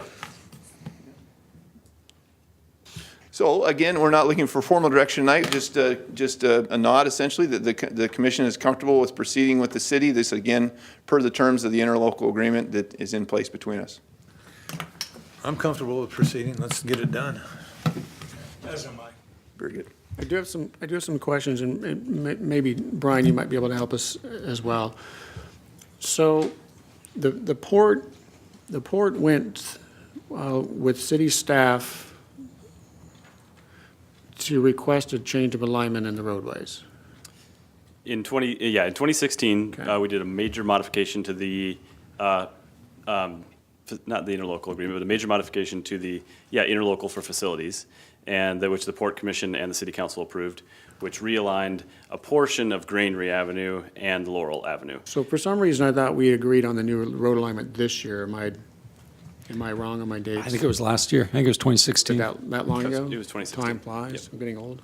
Time Okay, flies. so since that meeting, where are we in altering the sub-area plan to reflect those changes needed to apply that new road grid, as well as the work that Adam is talking about with utilities and stubs aligning relatively closely to where new buildings are going to be? Yeah, that's a great question. We've tried to provide updates to the commission on how this has been progressing. If you recall, back in October of last year, the Harcourt came out and presented formally their vision plan, which presented the park alignment, their proposed new road alignments, and we've started moving forward with the Port, City, and Harcourt on trying to implement that. There was a number of issues with that vision plan in and of itself, because it was mostly a concept that needed to have a few things that were truth checked.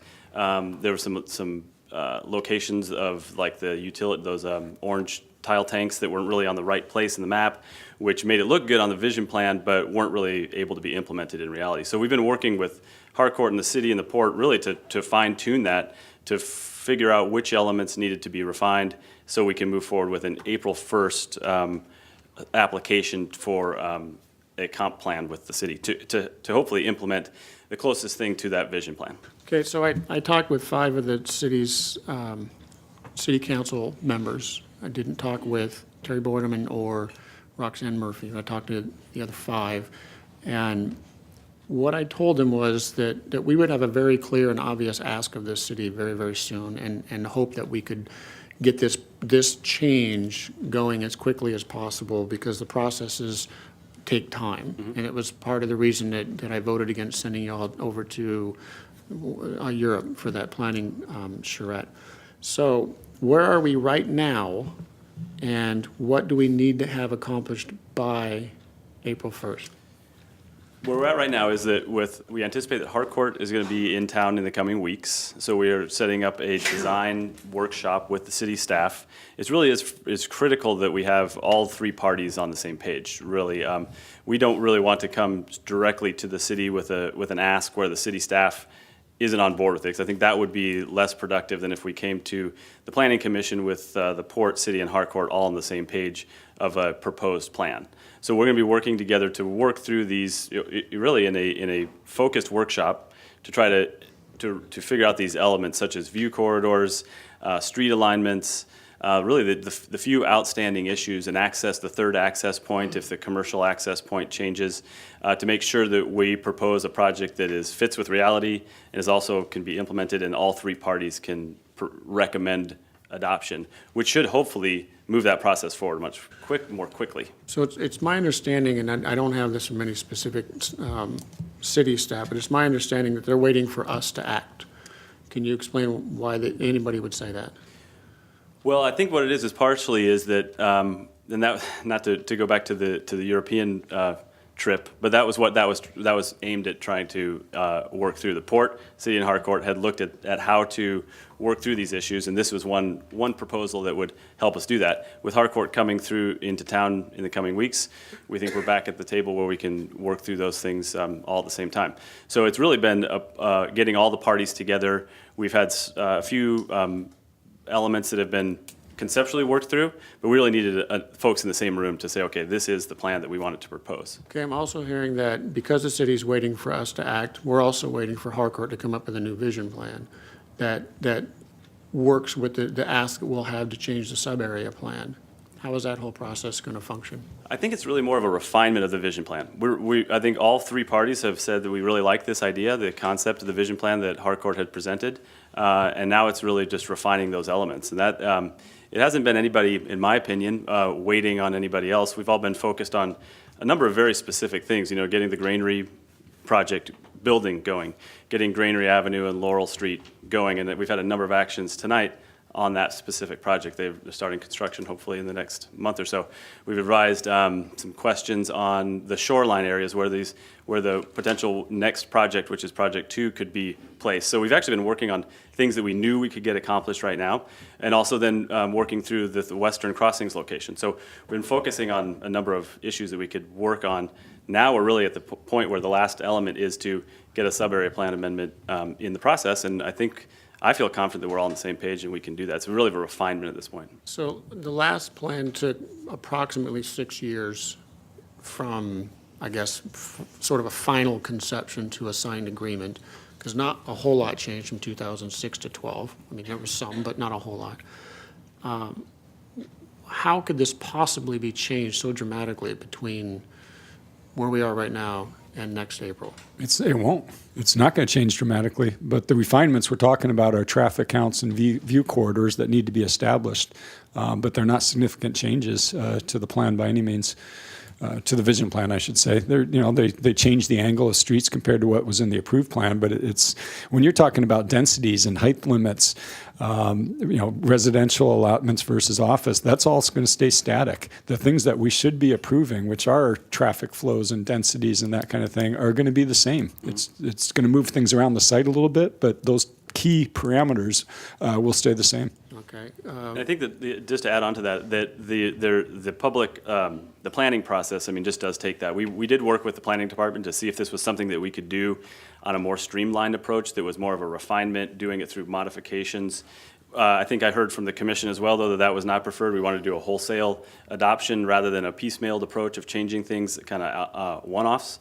So we did look at a variety of ways to potentially do this faster, and I think it was determined by both the Port Commission and the city planning department that a wholesale change would be preferred, and that that just takes a process. We'd have to go through an actual comp plan amendment process, which is through the Planning Commission. Well, isn't that where we're stuck right now? Because with the sub-area plan change that we need, because the roads have realigned to a new location, we can't do anything on those properties.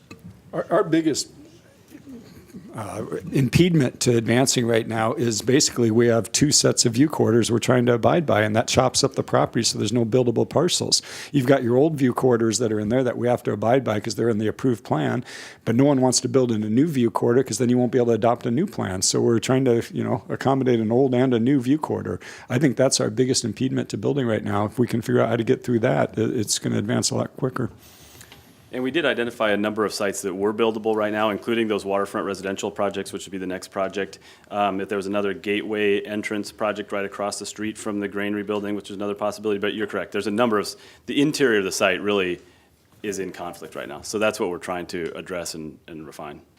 So a couple of months ago, I asked the commission if there was any disagreement on the Serpentine Park. I think people are calling it Bay Park. I don't know. Calling it what? Bay. I can't see the bay, so I should call it something else. But I think there's agreement here on this commission that we're okay with that. Can we reaffirm that? Is there any problem with that part? Well, I think the biggest problem is what you've seen in drawings on the vision plan has changed a little bit over the years as Harcourt has modified what they want to do. So I think that you're on the right track here to think the park could go, and we want to do that next year. We want to get something outlined, but what we outline may not be what's permanent in the long run. It may move a little bit. The key here is we approve how much park acreage we're going to build, and we commit to that, and we do that amount of acreage. So with the commercial green would come offline, and I'll ask a question about traffic in a second. That gets replaced with this Serpentine Park. Yep, we will build no less park than what's in the current approved plan. In fact, I think the current drawings have slightly more park than what's in the approved plan. And there's a phasing approach to all that that would remain the same even though the location of the park is different? Roughly speaking, yeah, I think we'll beat that phasing because we'll do things like go in and do Bay Park or Interior Park, whatever you want to call it. We'll probably do that a little earlier than the plan requires, but just the land's there, so why not? Okay, and then traffic it was a huge holdup and still remains a huge holdup with this planning process. If you've taken off the bridge at Commercial and you are left with a street at Granary and a street at Laurel, does that satisfy the traffic needs that the engineers have been previously designing for? No, it doesn't. You need a third access point. We've noodled around with Bay Street, and there's a couple different concepts on Bay connecting. One is kind of a ramp down into the site, much like what Commercial Green did, but because it's lower to start with, it doesn't have quite the grade. And then the other one is a parking garage connection there, where you come in off of Bay into a parking garage. In that case, you don't take up as much real estate, but you may not get the same traffic counts out of it. The next step on this is to hire a traffic engineering firm to verify Harcourt's, there's a slip, to verify Harcourt's designs on this. So can we make that a priority so we're not held up? Sylvia, where are we at with that? I think we're waiting on Harcourt to come out and have these drawings, and then we'll... Sylvia Goodwin, Planning Director. Yes, Rob is correct. We need to refine what are our options so that then we can hire a traffic engineer once to do it. And the options probably would be either a parking garage, and we have to decide how big is the parking garage, make sure how deep is the parking garage, because we have to leave room for the park. And if we put the park too close to the bluff, then the garage won't fit. So it's that fine tuning of the park versus the parking garage, and then if we put a road in at Bay, Bay Street could go straight all the way to Laurel, but then how do you get the park in the Bay Park? Could it go under the road? Would it go over the road? I think it could go under the road. So we just need to refine those two options and then tell the traffic engineer, what is it you're analyzing, and then they'll give us the numbers. I expect that's not going to be a problem if we can all get together the first week of or second week of October, like we're talking, agree on the alternatives. We've got actually a traffic scope of work from Transpo to do the work we did last year, but we just didn't have enough detail to ask them what it is exactly are they analyzing. Once we do that, we'll give them the go-ahead. They're ready to start on it in November if we have a proposal. Okay, so let me just get this all clear. We agree Granary and Laurel are the future, okay? That there will be a Serpentine Park in the general location that we've seen on drawings in the past. Well, Serpentine Parks kind of implies it's this big squiggly park going through, and that's not what I've seen on the latest drawings. But there will be a park on the back side of the site that connects you to the granary area and gets you all the way down to Laurel near the alcohol plant. Okay. Since that's top of mind right now, there's concern I'm hearing from folks about pushing the park back against the railroad tracks and using the park as a buffer as opposed to using buildings as a buffer for the noise. Mm-hmm. Is that what I'm hearing right now? That the park's going to be back along the railroad tracks? That's why we wanted to go to Copenhagen, and that's why we're going to have a charrette here in Bellingham instead, is because we need to work that out. There's really three options. One is keep the park where it was, but it goes right through the alcohol plant, so it's either got to go in front of the alcohol plant or behind the alcohol plant. And then if you're going to have Bay Street coming in, it's either got to go through the park or the park has to go under it. And then your options are, do you move it back against the bluff so that the road is higher and you could swing right under the road? Or do you move it forward and have the road go through it? Or do you just not have a road and have the parking garage? So there's really three very viable options, and it's just now a matter of get the three parties together and look at the pros and cons and decide which really works best. And then that would only be what do the staff and Harcourt think works best. Then we got to come to the city council and the Port Commission. You guys might have different opinions also. So it sounds like you've already got three ideas. We have three pretty solid ideas, and actually Harcourt is working on some other ideas. We may have 5 ideas by we're done, but we don't want to get it too big to be talking about so many options that then we can't decide. So here's the key, when you're done, when are you done? We are going to be done April 1, 2018, because we're going to submit an application. No, on this particular point. We're going to be done, hopefully, if Harcourt is here on October 16th, we have a meeting scheduled with the port, the city, and Harcourt, and if we can just vow to not leave the room till we're done, then that's when we're done. So is this an agreement that the port needs to make where Harcourt is really the decider? Or is the port leading this The conversation? port is the landowner. Ultimately, the port has to submit the application. We obviously don't want to do something that doesn't work for our master developer. So, and we also don't want to submit something that the city staff has said they won't recommend approval of. So it's back to what we were saying. Really, all three parties have to be in agreement. If we propose a park that's really skinny, that's pushed next to the bluff, that has 6 roads through it, the city's not going to like it, and then we aren't going to ever get it adopted. So it really has to continue to be open-minded, collaborative, all three parties working together. And I think we can get there on October 16th if we all go in with the right mindset and stay long enough. And maybe have some cocktails. I would be willing to. Start with coffee, and then we'll move to the cocktails. I would be willing to buy cocktails. And Rob's been hearing me say this, another commissioner been hearing me say this. There is a very complicated, and some would say overcomplicated process to build in the city of Bellingham. With the agreements between the city and the port, and then having Harcourt in the mix as one of the deciders, it makes it that much more challenging, obviously. So it's pretty clear that this is going to take some time.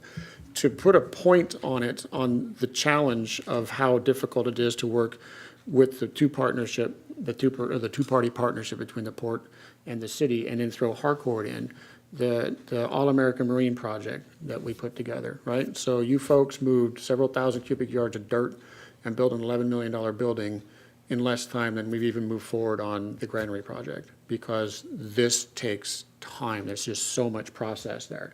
And I have a very, very strong concern that if we don't make decisions, maybe they're not the perfect decision, but we've got to move forward, then you are literally, it's quite possible 2 to 3 years from now, you're still looking at that gravel yard because we're waiting for the process to finalize itself.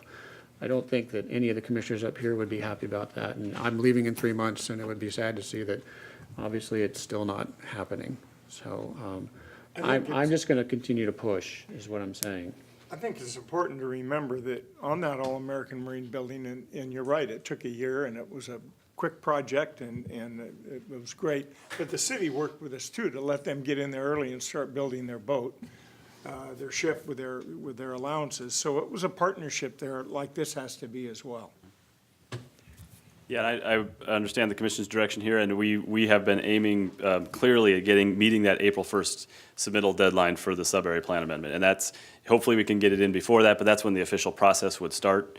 And yeah, to second that point of it does take time, even then, once that submittal's in, it could be up to a year process just for that process to run its course once it's submitted for the comp plan amendment. So we're working hard to hit that deadline, and we'll be working with Harcourt when they're out here. And there'll be a number of action items that do come forth to the commission as we refine these, because it's not just one simple change. It actually ripples through the development agreement, our interlocal for facilities, like the development ready certificate earlier. There'll be a number of changes there. The city parks, they're actually responsible for building this park, so they need to be on board with it. So it does take some time, but we're going to be pushing hard to hit that deadline, because if we don't, then you're right, we really are stuck with property that we can't develop.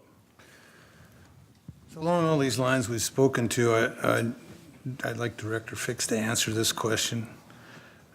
The port at this time, we have met all our obligations, and actually we're ahead of some things on the curve with this whole GP project. Am I correct? I think so, yeah. I mean, everyone has different expectations, and I think there's a contingent of folks that think that you're going to wake up tomorrow and see an urban village down there. And, I try to warn people that demand has to keep up, and people will build to the demand. The reason I asked that question is there seems to be a misconception within the Whatcom County that the port is holding this project up. I have been questioned and chastised and so on and so forth, that we're not doing our job here and we're not moving that GP project along as fast as possible.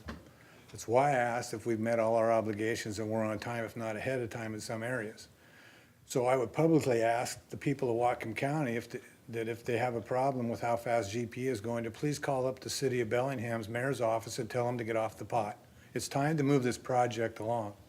If I was the developer, I'd be a little bit upset that we're not going any faster than we are. So I'd like the people of this county to help us push this project along. You folks want it done, help us get it done. Put the pressure where it needs to be. April 1st is great. 18 months after April 1st to wait for an answer is not great. It's too long. We need to keep moving. So I ask the public for their help. Put some pressure on the other end up there. Let's get it going. So, and I fully support what you've said, Commissioner Briscoe, and I think, Rob, you said something earlier. These aren't major changes. These are adjustments to, so if you've got a view quarter that faces this direction, the same exact rules apply, but now it's facing a different direction. So these are not major modifications. In my They're opinion, significant, but not. I guess someone could say they are major, depending on your definition. In my opinion, we approve a certain amount of view quarters, and we need to meet those view quarters. We approve a certain amount of parks, and we need to build those certain amount of parks. We approve a certain density, and we don't go above those densities. We approve certain height limits, and we don't go above those height limits. Those all remain the same. We want to keep all those statistics the same. We just want to move them around on the site to meet the developer's desire, and they're the professionals at this. Which we all discussed when we signed the agreement with the city in 2012. That's correct. There's definitely language in the agreement that it can be modified. Thank you for the indulgence. Thank you, Brian. Thank you, Commissioners. You bet. Any other questions? No, I was frustrated enough. Good job. If I can just add one more thing, I think it's important to realize there's a lot of work being done that's not visible, right? I mean, all this engineering of the streets and the utilities and the district and all that stuff, it's not visible work. It's sitting in an office somewhere. It's being done on paper. And it's easy to underestimate how much of that has been done. Well, and I don't want anybody to think that I'm not cognizant of that. I appreciate you saying that too. The sticking point that I think is rising, at least in my own mind right now, is this transportation problem. Because everything else is pretty straightforward. You have an acre of park here, you build an acre of good park there, right? View quarter faces this way, same exact rules apply, view quarter faces that way. I get it. But with this transportation problem, without having Commercial Street Green and the roadway and the bridge there, that's going to be our big hangup. And we got to answer that one right away. Unless I'm seeing something that others aren't, or I would also like to state, and I agree with Bobby, it seems like the port's done their job and the city seems a little behind. Although the city, I think this would have gone a little faster had you all been able to go over to Denmark when you wanted to, and they wanted that. And so I'm not sure that, I think that would have helped the situation. I don't think that's the reason it hasn't taken place yet, but. I'm going to disagree. The same people can plan right here. That moving to Europe's not going to make the planning go any faster. And I agree. I love you all, but. I think just because the Copenhagen thing was covered by a grant, so there was no cost to us. There was a very convenient way to get three parties together. It was paid for by some other money, not taxpayer money. It seemed like a no-brainer. We're hung up on it. We need to move on. You could put blame on this for the past 2005 on any number of parties. We couldn't get our cleanup done, and there's a whole lot of reasons for that. We're in charge of the cleanup. You can blame the port, although we couldn't get permits to do the cleanup. So we can point our fingers at a number of entities there. The key is to find the best, least resistance path forward and start moving forward. I agree. Let's get moving. 3 votes right there. Thank you. Thank you, Brian. Okay, our next item is another presentation with Chris on the shipping terminal update.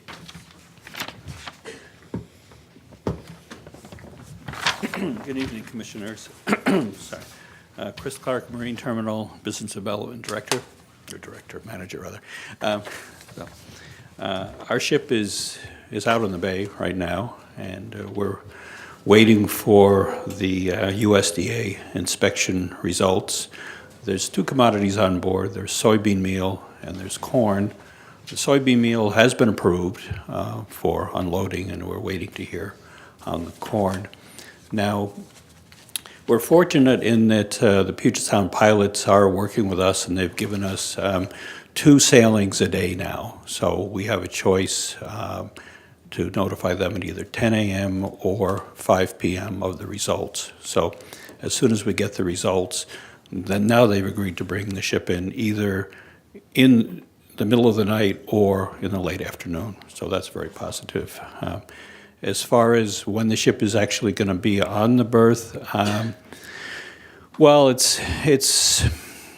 I would expect to hear really by the end of the day tomorrow, hopefully, that the approval has been given, in which case the ship would arrive about 3:30 in the morning on Thursday morning, and then work would be scheduled. Are they unloading at 3:30? No, they would start to unload at 0700 hours. I might miss that too. Okay. Why is that, Commissioner? It's a little early. No, Oh, I see. I'm kidding. Well, 3:30 I will miss. Yeah. They'll be loading all day and into the evening. They'll be loading from 0700 in the morning until 0300 the next morning. And I expect it'll take them probably 3 days to unload the cargo on the ship. Everything is ready at the shipping terminal. We've got the conveyor set up. We have the dust sucker. The dust sucker is all set up and all ready to go. No, I haven't been over there yet. The technicians from the conveyor company are there, and so everything is ready in readiness. The stevedores are here, so it's all set to go as soon as the ship comes in. Chris, I'm just curious, is this normal for this type of cargo to have this kind of a delay once they get into a harbor? And if we're going to get more ships like this coming in with that cargo, do we expect this, I mean, is this normal? Well, the aberration is really the soybean meal, and it's the first time they've brought soybean meal in. And of course, that's one of the reasons we have an advantage over other ports, is because we have 2 distinct warehouses. And in this case, we're going to put the soybean meal in warehouse 1 and the corn in warehouse 2. So I think once the USDA is comfortable with the soybean meal, which they are now, it'll go quicker in the future. Okay, thank you. Any other questions? I do have one. I went on the BP tour the other day. Yes. And they have one of the cranes that come from Belgium that I think we were discussing purchasing for the dock over here. Yes. I just thought I'd bring it up to you. Are you aware of the crane they're putting out there? Have you seen it? No, I haven't, Commissioner. Yeah, so maybe you could entertain the idea of going out and taking a quick look at it if you had a chance, because it looks to me to be about approximately what we were talking about. Oh, yeah, that's a great suggestion. Brand new, they're just installed in there. Brand new, really? Yeah, and they're Coke, they're getting away from their gantry cranes and going to that style crane. And what are they using it for exactly? Loading the Coke on the rail car. Oh, I see. They're loading Coke. Forget if it was going to rail cars, what they're doing with it. Commissioner, did you ask them why they're not having that cargo come into the shipping terminal? No, they asked me why we weren't having it come in here. And I actually spoke to Director Fix about that, and we're working on that. Good, because Chris doesn't have the history there. We've met with BP several times on this. Folks come up from Houston that control the Coke side of it. It's not controlled by the local refinery. We've pushed hard to get the business here, but the folks in Houston just won't do that. They like it going to Longview. That's their choice, not ours. Yeah, I didn't mean to infer that we weren't trying to get it Oh, here. no, I didn't mean to imply that either, But the Commissioner. particular gentleman that was speaking to me asked me, so I said, oh, I'll bring that to Director Fix then. So, and he answered what's been going on. It's not like we haven't tried. Thank you for your interest. That's all I have. Any other questions? Not on this. No. Thank you very much. You're welcome, Commissioner. Appreciate it. Okay, this brings us to the good of the order, new business. thought it was other business. Other business. So we changed that. What do we want to call it? What were we going to call it? It's still called new business here. Commissioners, I do have an item that if we're going to pass out here, I'm sorry, this just came up today, or the last couple of days, I should say, but after the agenda came out. We need a scale for, is Chris Clark still here? Yeah, thank you. We need a scale for. Truck scale? Yeah, truck scale for the shipping terminal for both the grain and for the logs. Unfortunately, we're not going to be able to purchase one in time, so we're going to have to rent one. And it's a short-term rental, but we have convinced the company that we're renting it from to apply 20% approximately of that rental price to a purchase price of one later, because we do know we need to purchase one. The one we need to purchase will have to be custom built. We've scoured the markets trying to find a used truck scale, and we can't find one. So I'm confident that if we do buy this scale and we end up not needing one 5 years from now, that there'll be a market to sell it into. But it is a last-minute request. It exceeds my purchasing approval. We didn't think it was going to be this big of a number, so we thought it would be under my purchasing approval. And was this in the original budget? Did we budget in this cost? Or is this over and above? I believe it's over. It's over and above. However, one thing that I should point out is that by having the scale, it allows us to employ a clerk for the loadout. And the port itself employs the clerk and then marks up that cost back to the customer. So it does give the port the opportunity to employ another person. Naturally, the person is through the union, the ILWU, but that's one benefit of having the scale, is that it leads actually to another job in the terminal. So I'm all for the business down there, don't get me wrong, but if this is going to be $64,000 and we thought we were going to have about a $60,000 profit on this first go-around, does that mean This equipment, Commissioner, this equipment is for more than one project. This will also be used for the logs, and we can charge back to the log operator okay. for this. Okay. Perfect. It's 3 months though, right? 3 months is the rental, that's correct. Okay. And we, yeah. So in 3 months, we have to decide whether we're buying it or not? That's correct. Okay. Well, we wouldn't be buying this one, but we'd be buying one in 3 months. That's the idea. A new one? Yeah. But 20% of this But cost they would give us apply. our- They would give us a $9,000 credit. I think it comes to about 20%. 'cause And it's an 54. additional point is that the fabricator is based in Bellingham. They have an operation up at the Iron Gate Industrial Park. So should we choose to do that, we would be supporting a local manufacturer. So Commissioner Briscoe asked if we'd be buying this one. And the reason we wouldn't be buying this one is to get 140 feet, we're renting two 70-footers. It's not ideal. So we would want to, the length of the one we need is 100 and... It's 100 feet. 100 feet. So we're getting there with two 70s, but we'd prefer just to buy a 100-footer than two 70s. No more questions? Any other questions? Nope. So hearing none, all those in favor? If I can read the motion, please. I'm sorry. Should have read it first. Motion A, authorize the executive director to increase the operating budget by $64,687.37 and enter into a rental agreement with Unitech in that amount for the rental of a 140-foot portable truck scale for 3 months at the Bellingham Shipping Terminal. Motion B, authorize the executive director to execute a rental with Unitech, a single sole source provider, for the rental of a portable truck scale for use at the Bellingham Shipping Terminal. Okay, so we're voting on A and B. All those in favor? Aye. Aye. Aye. Thank you, Commission. Thank you, Commissioners. Okay, that was the first of the good of the order, or whatever we're calling it tonight. Anyone have anything else for the? I have some comments I'd like to make. First off, CFIUS, I was involved in CFIUS. I was a slurper firsthand there. Who won? Who won the It was a race? three-way tie between Todd, myself, and I think Michael was his name. He was another fisherman. And they wouldn't let us have a slurp off. Anyways, to the people that put that on, and all of our volunteers that worked through that, both the port folks and everybody from around the county, big kudos to you. I think it was hugely successful. It looked like we had at least, in my estimation, twice as many people as last year. which we had around 6,500 last year. So then, in my humble opinion, I think there was between 12 and 15,000 people that responded to that. It was great, a job well done. Secondly, I agree with that point. It was huge. It was really good. Had a beautiful day and lots of people and everyone enjoying it. So hats off to all the volunteers as well. Secondly, American Construction had bid a job in Blaine, the Blaine Harbor, to replace the north and south pier, refurbish the north and south pier and do some sawtooth work. Those folks finished the job on time, at a time, and they did a very good job.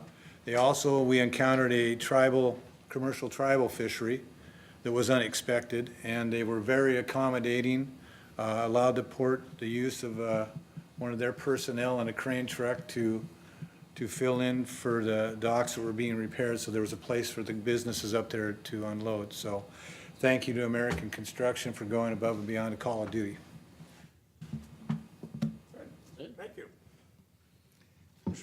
Yeah, so there's an issue that came up with me first when I was campaigning 8 years ago, and it's been floating out there, and I'd like to address it tonight. And I think that we can definitely move forward on this. So the question was 8 years ago to me, would I support the firefighters, which I call at the airport, as being part of the LEF system with the state.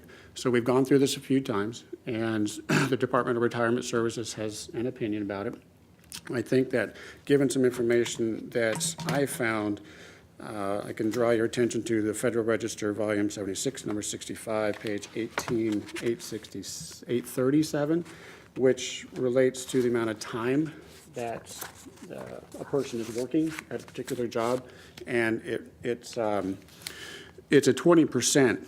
They call it a 20% tolerance. And given the conversations I've had with some firefighters recently, the overwhelming majority of what they do is not firefighting anymore, and the federal government has recognized that even through Congress. And the key part of that, though, is that the findings in that rules and regulation that they published there relates to something that the Department of Labor, the U.S. Wage and Hour Division, has sent out and made available for people regarding fire protection personnel, paramedics, emergency medical techs, et cetera, and law enforcement personnel. And the thing that's important I'd like to draw your attention to is that firefighters are trained in fire suppression, have the legal authority and responsibility to engage in fire suppression. They are employed by our fire department, municipality, county fire district, or state, and they're engaged in prevention, control, and extinguishment of fires or response to emergency situations where life, property, or the environment is at risk.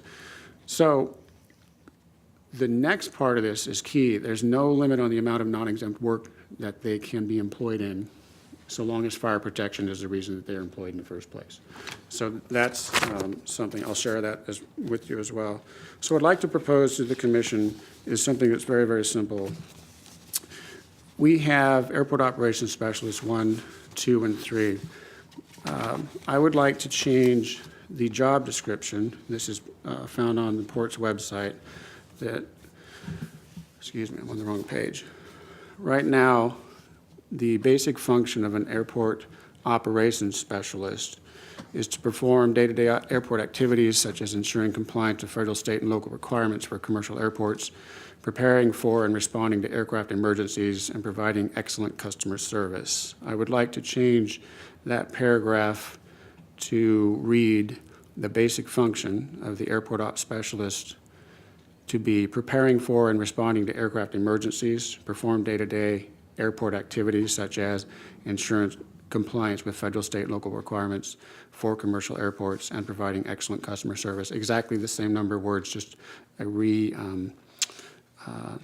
guess they're just put together differently. Exact same words, however.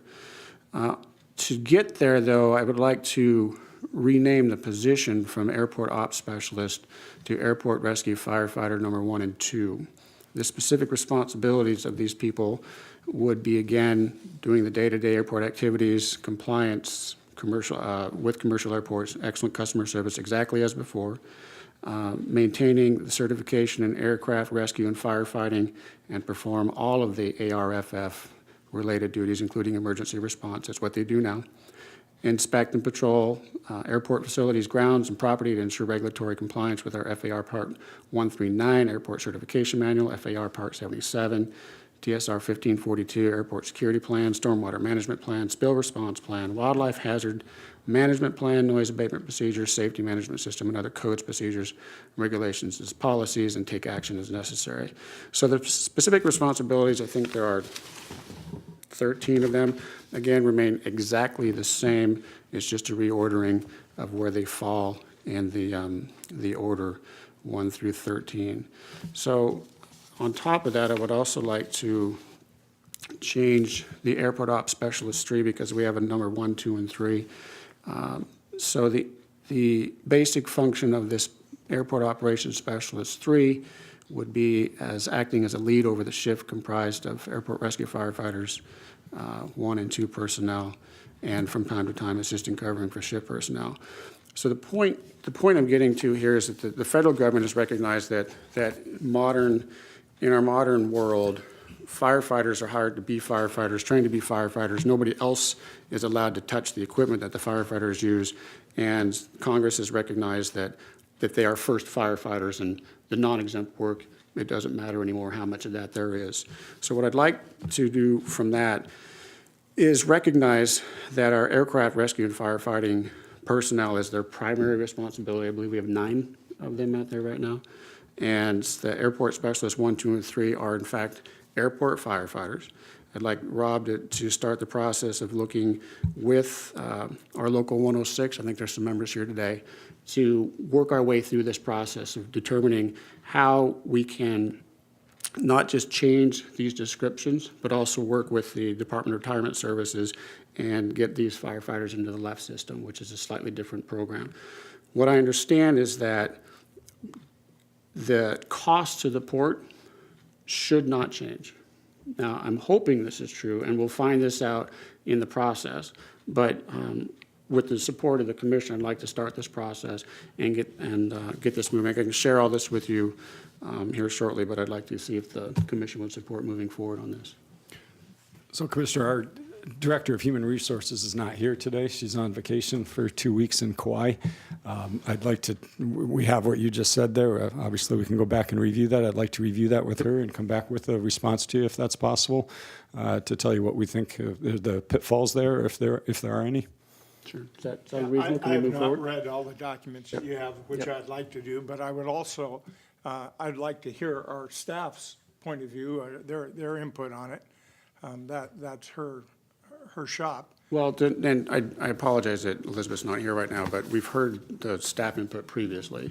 So I think to answer this question of how we move forward to do this, we have to look at how we do it. And that's the question I would like answered, because we already know how to not do it. This is a little different than what we've talked about in the past, because you're just, as you just said, you're just moving words around within the existing job description. Job descriptions, So I'd yep. like the opportunity to have the management take a look at that and come back to you with what the positives and the negatives are of that. One critical point remains and would not change, which is the work that the firefighters are doing at the airport remains exactly the same. There's no new bargaining agreement. That's all the same. It's just a rewording of what they do and put them in the LEF system. That's what I'd like to definitely take a look at and see how we can move forward on that. And we'd love to give you some feedback on that at the next commission meeting.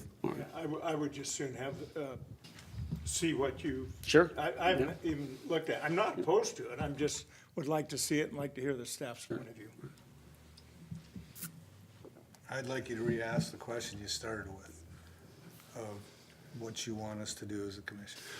So the job description remains the same. Right. Okay, so right now, the job description, let's call it basic function, has words in a certain order. Right. So we reorder those and put at the front of the list of the job descriptions, the firefighter. What I'm okay? asking is that, what are you asking for me as a commissioner? Oh, just to direct Rob to look at how we can move forward on doing this, because we already know the other side of it, which is why we haven't done it in the past. But with some new information that I've got, I believe that we can move forward on it, and I would like to see how we answer that question. So through that process, I believe we'll get to the point that I think we should be at, and I think it'll be positive.